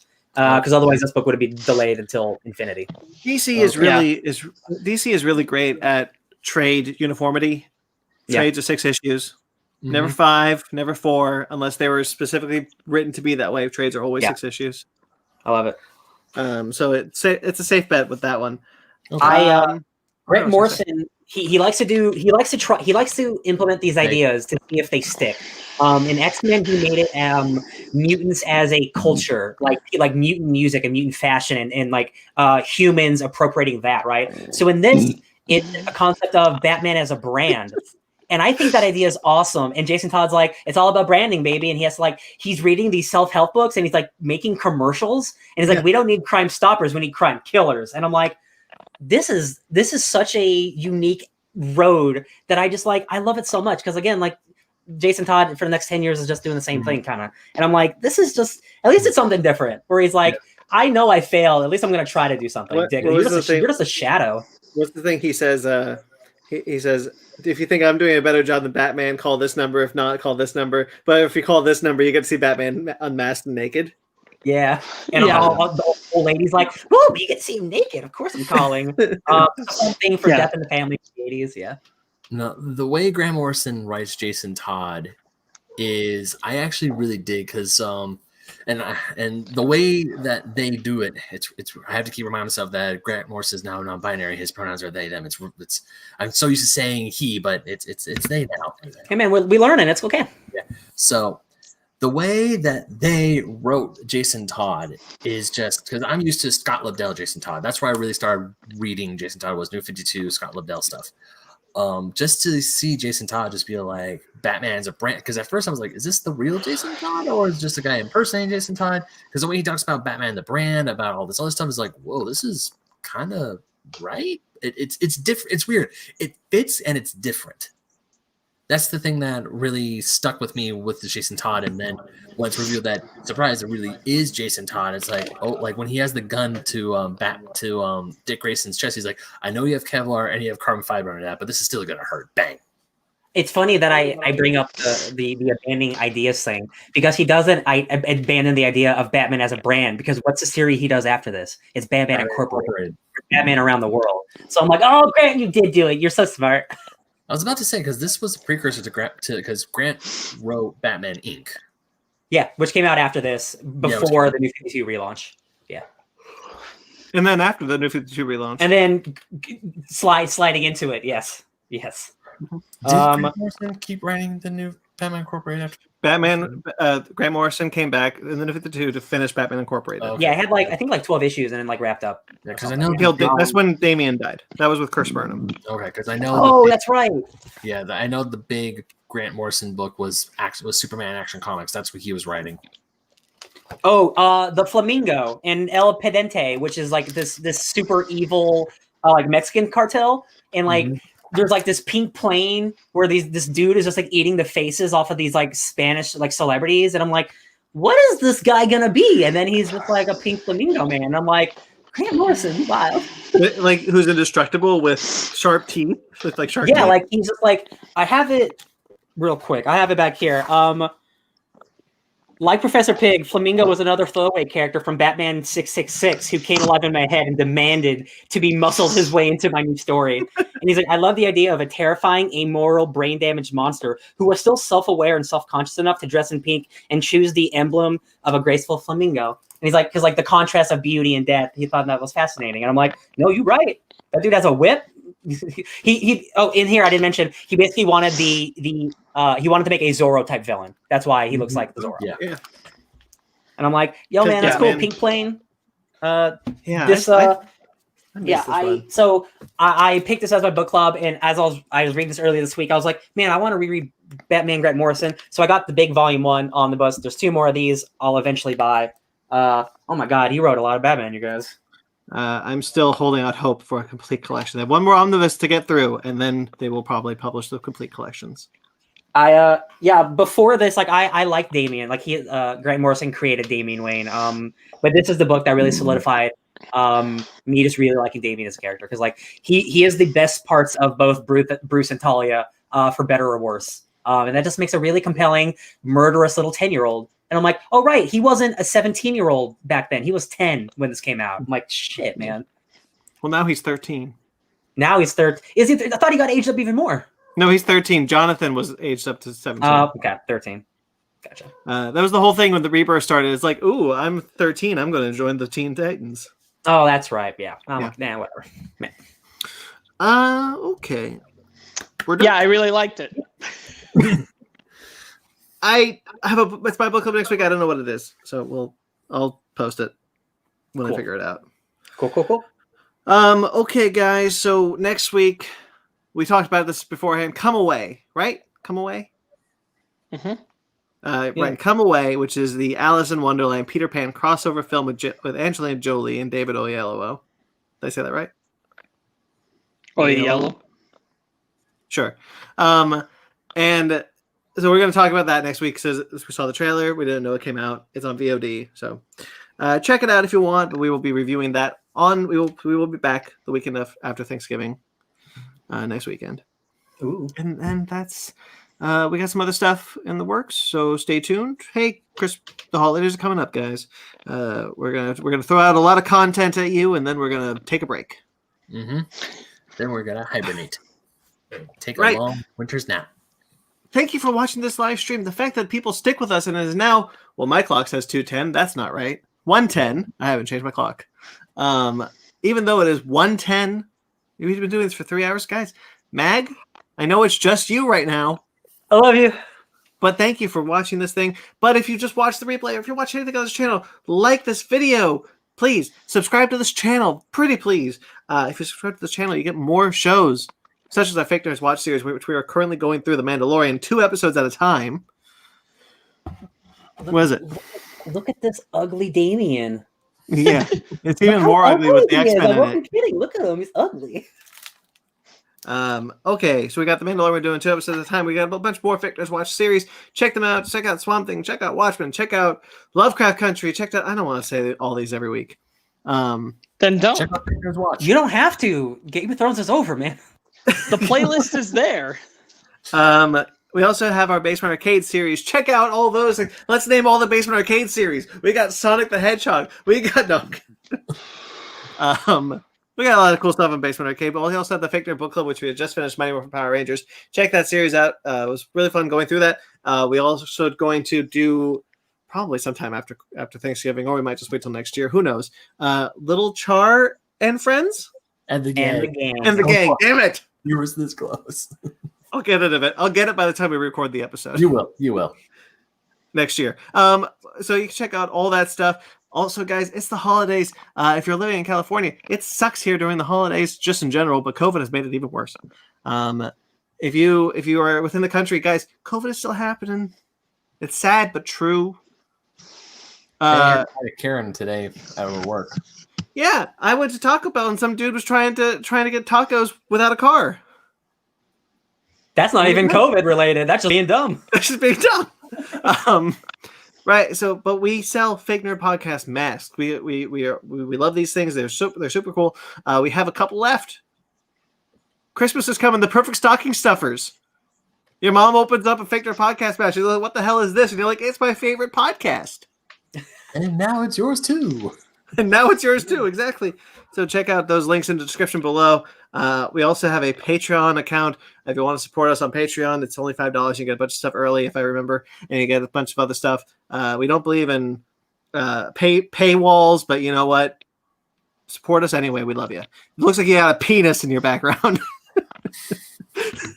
No. Anyway, we also have a TeePublic. If you want to support us on TeePublic, TeePublic is a really cool place to find shirts and masks. Hey, your dad has a Fake Nerd Podcast mask in his stocking, and he goes, "What the hell is this?" And you're like, "Hey, it's my favorite podcast." From TeePublic. Now it's yours too. You think this is real funny? I do. I'm wrong, but I do. Or you could get a certain family member who's voted for a certain political person. Don't be a dick T-shirt, or a mask, or don't be a dick mask. They look at the stocking. I'm kidding. I swear, we're like just a few months away from Brandon being like, "Fake Nerd Pot gummies. You get them, you laugh like me." Now you're talking. Your mom goes to look at her stocking and she sees pot gummy. And she's like, "What's this?" And you're like, "It's my favorite podcast." And she's like, "Wow, it's not mine. I'm gonna go watch it." No, I feel like that in me where there's like, I feel like I want to hit like the invest button. Is like invest. I'm just imagining now. You're like, you reach into a stocking, and you're like, "This is my favorite podcast." Oh no! And you're like, "What?" Oh God! What the bag has Fake Nerd Podcast logo on one side and the "Don't Be a Dick" on the other, and they're dick-shaped gummies. No, it's Ben-shaped gummies. No, they're dick-shaped. All right, they're both. Dick-shaped. They're both. Ben Dicks. It's a bag of Ben and Dicks. Oh, okay. Oh God! Someone else finished the show. I'm dead. Hey guys, thanks for stopping by the Fake Nerd Podcast. You can find us on FakeNerdPodcast.com and all social medias. Fake Nerd Podcast on Instagram, Twitters, and Zunes, and MySpace, and Zynga. And if you want to email us, it's fakenerdguys@gmail.com. Also, all the links that Brandon has mentioned before, Patreon or TeePublic and everything, they're in our website. You can find everything there. You can find me on. Are you good now? Can you breathe? I'm back. Are you good? Yes, all that was true. But also, thank you to everyone who listens. Thank you to everyone who watches. Thank you to everyone who's been watching this live stream. We always appreciate it. Like this video, subscribe to this channel, please. Thank you to Jeremy Vellucci. I'm so out of breath from laughing so long. Thank you to Jeremy Vellucci for all of our musical themes and all of our cool stuff that we do with you. You can find his. My eyes hurt. Oh my God. You can find him at Jeremy Vellucci Keyboards. And you can find his podcast, Suburban Proctologist, at Facebook.com/Suburban Proctologist Official, or Instagram at Subpar Podcast, or you can find it on iTunes, of course, to subscribe. Thank you to Mike Matola. Mike Matola's Impossible Movie Trivia Challenge. Oh, The Little Mermaid is in the description below. It is our newest one. It was so much fun. We love doing it. You can find him at Mike Matola, where you can buy that print. The Little Mermaid print is super cool. Twitter, Instagram, Facebook, all Fake Nerd Podcast, FakeNerdGuys@gmail.com. If you'd like to get in touch with us personally, I'm at BT McClure, laughing my ass off on Instagram and Twitter. Ben? Apparently, I'm going to be turned into a gummy with a bunch of gummy dicks at BedMaggot27 on Instagram and Twitter. That's your trilogy, Gummy Dicks. And also, if you like old school video A Fake games, Nerd Podcast Memoirs. By Nostalgia's Bitch. Oh, man. I think I officially broke Brandon. Okay, we'll do old school gamer. I also write for oldschoolgamermagazine.com. My newest article about wanting more love for the Metroid series is up on the website right now. Link is in the description down below. If you're not watching the live stream for everyone else. Yeah. Ryan.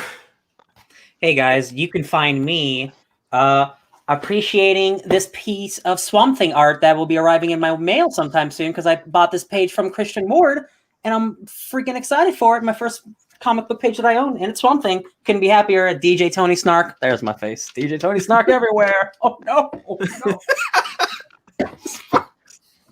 Sparks. You can find me leveling up to 30 at Sparks Witty on Instagram and Twitter, SPARKZ Witty. Oh my god, it's your birthday this weekend. Yeah, you're good. You're leveling up to 30 just like Brandon and I. Turn around. Go back. You don't want it. It's awful. You don't want it. Brandon, we've been 30 for like, what, a week? Too long. All right. Oh, Subscribe to us on iTunes, Stitcher, Google Play, TuneIn, Spotify, iHeartRadio, Amazon Music and Podcast. Rate and review wherever you get us. Like this video, subscribe to this channel. Until next week, guys, stay fake nerds. Happy Thanksgiving!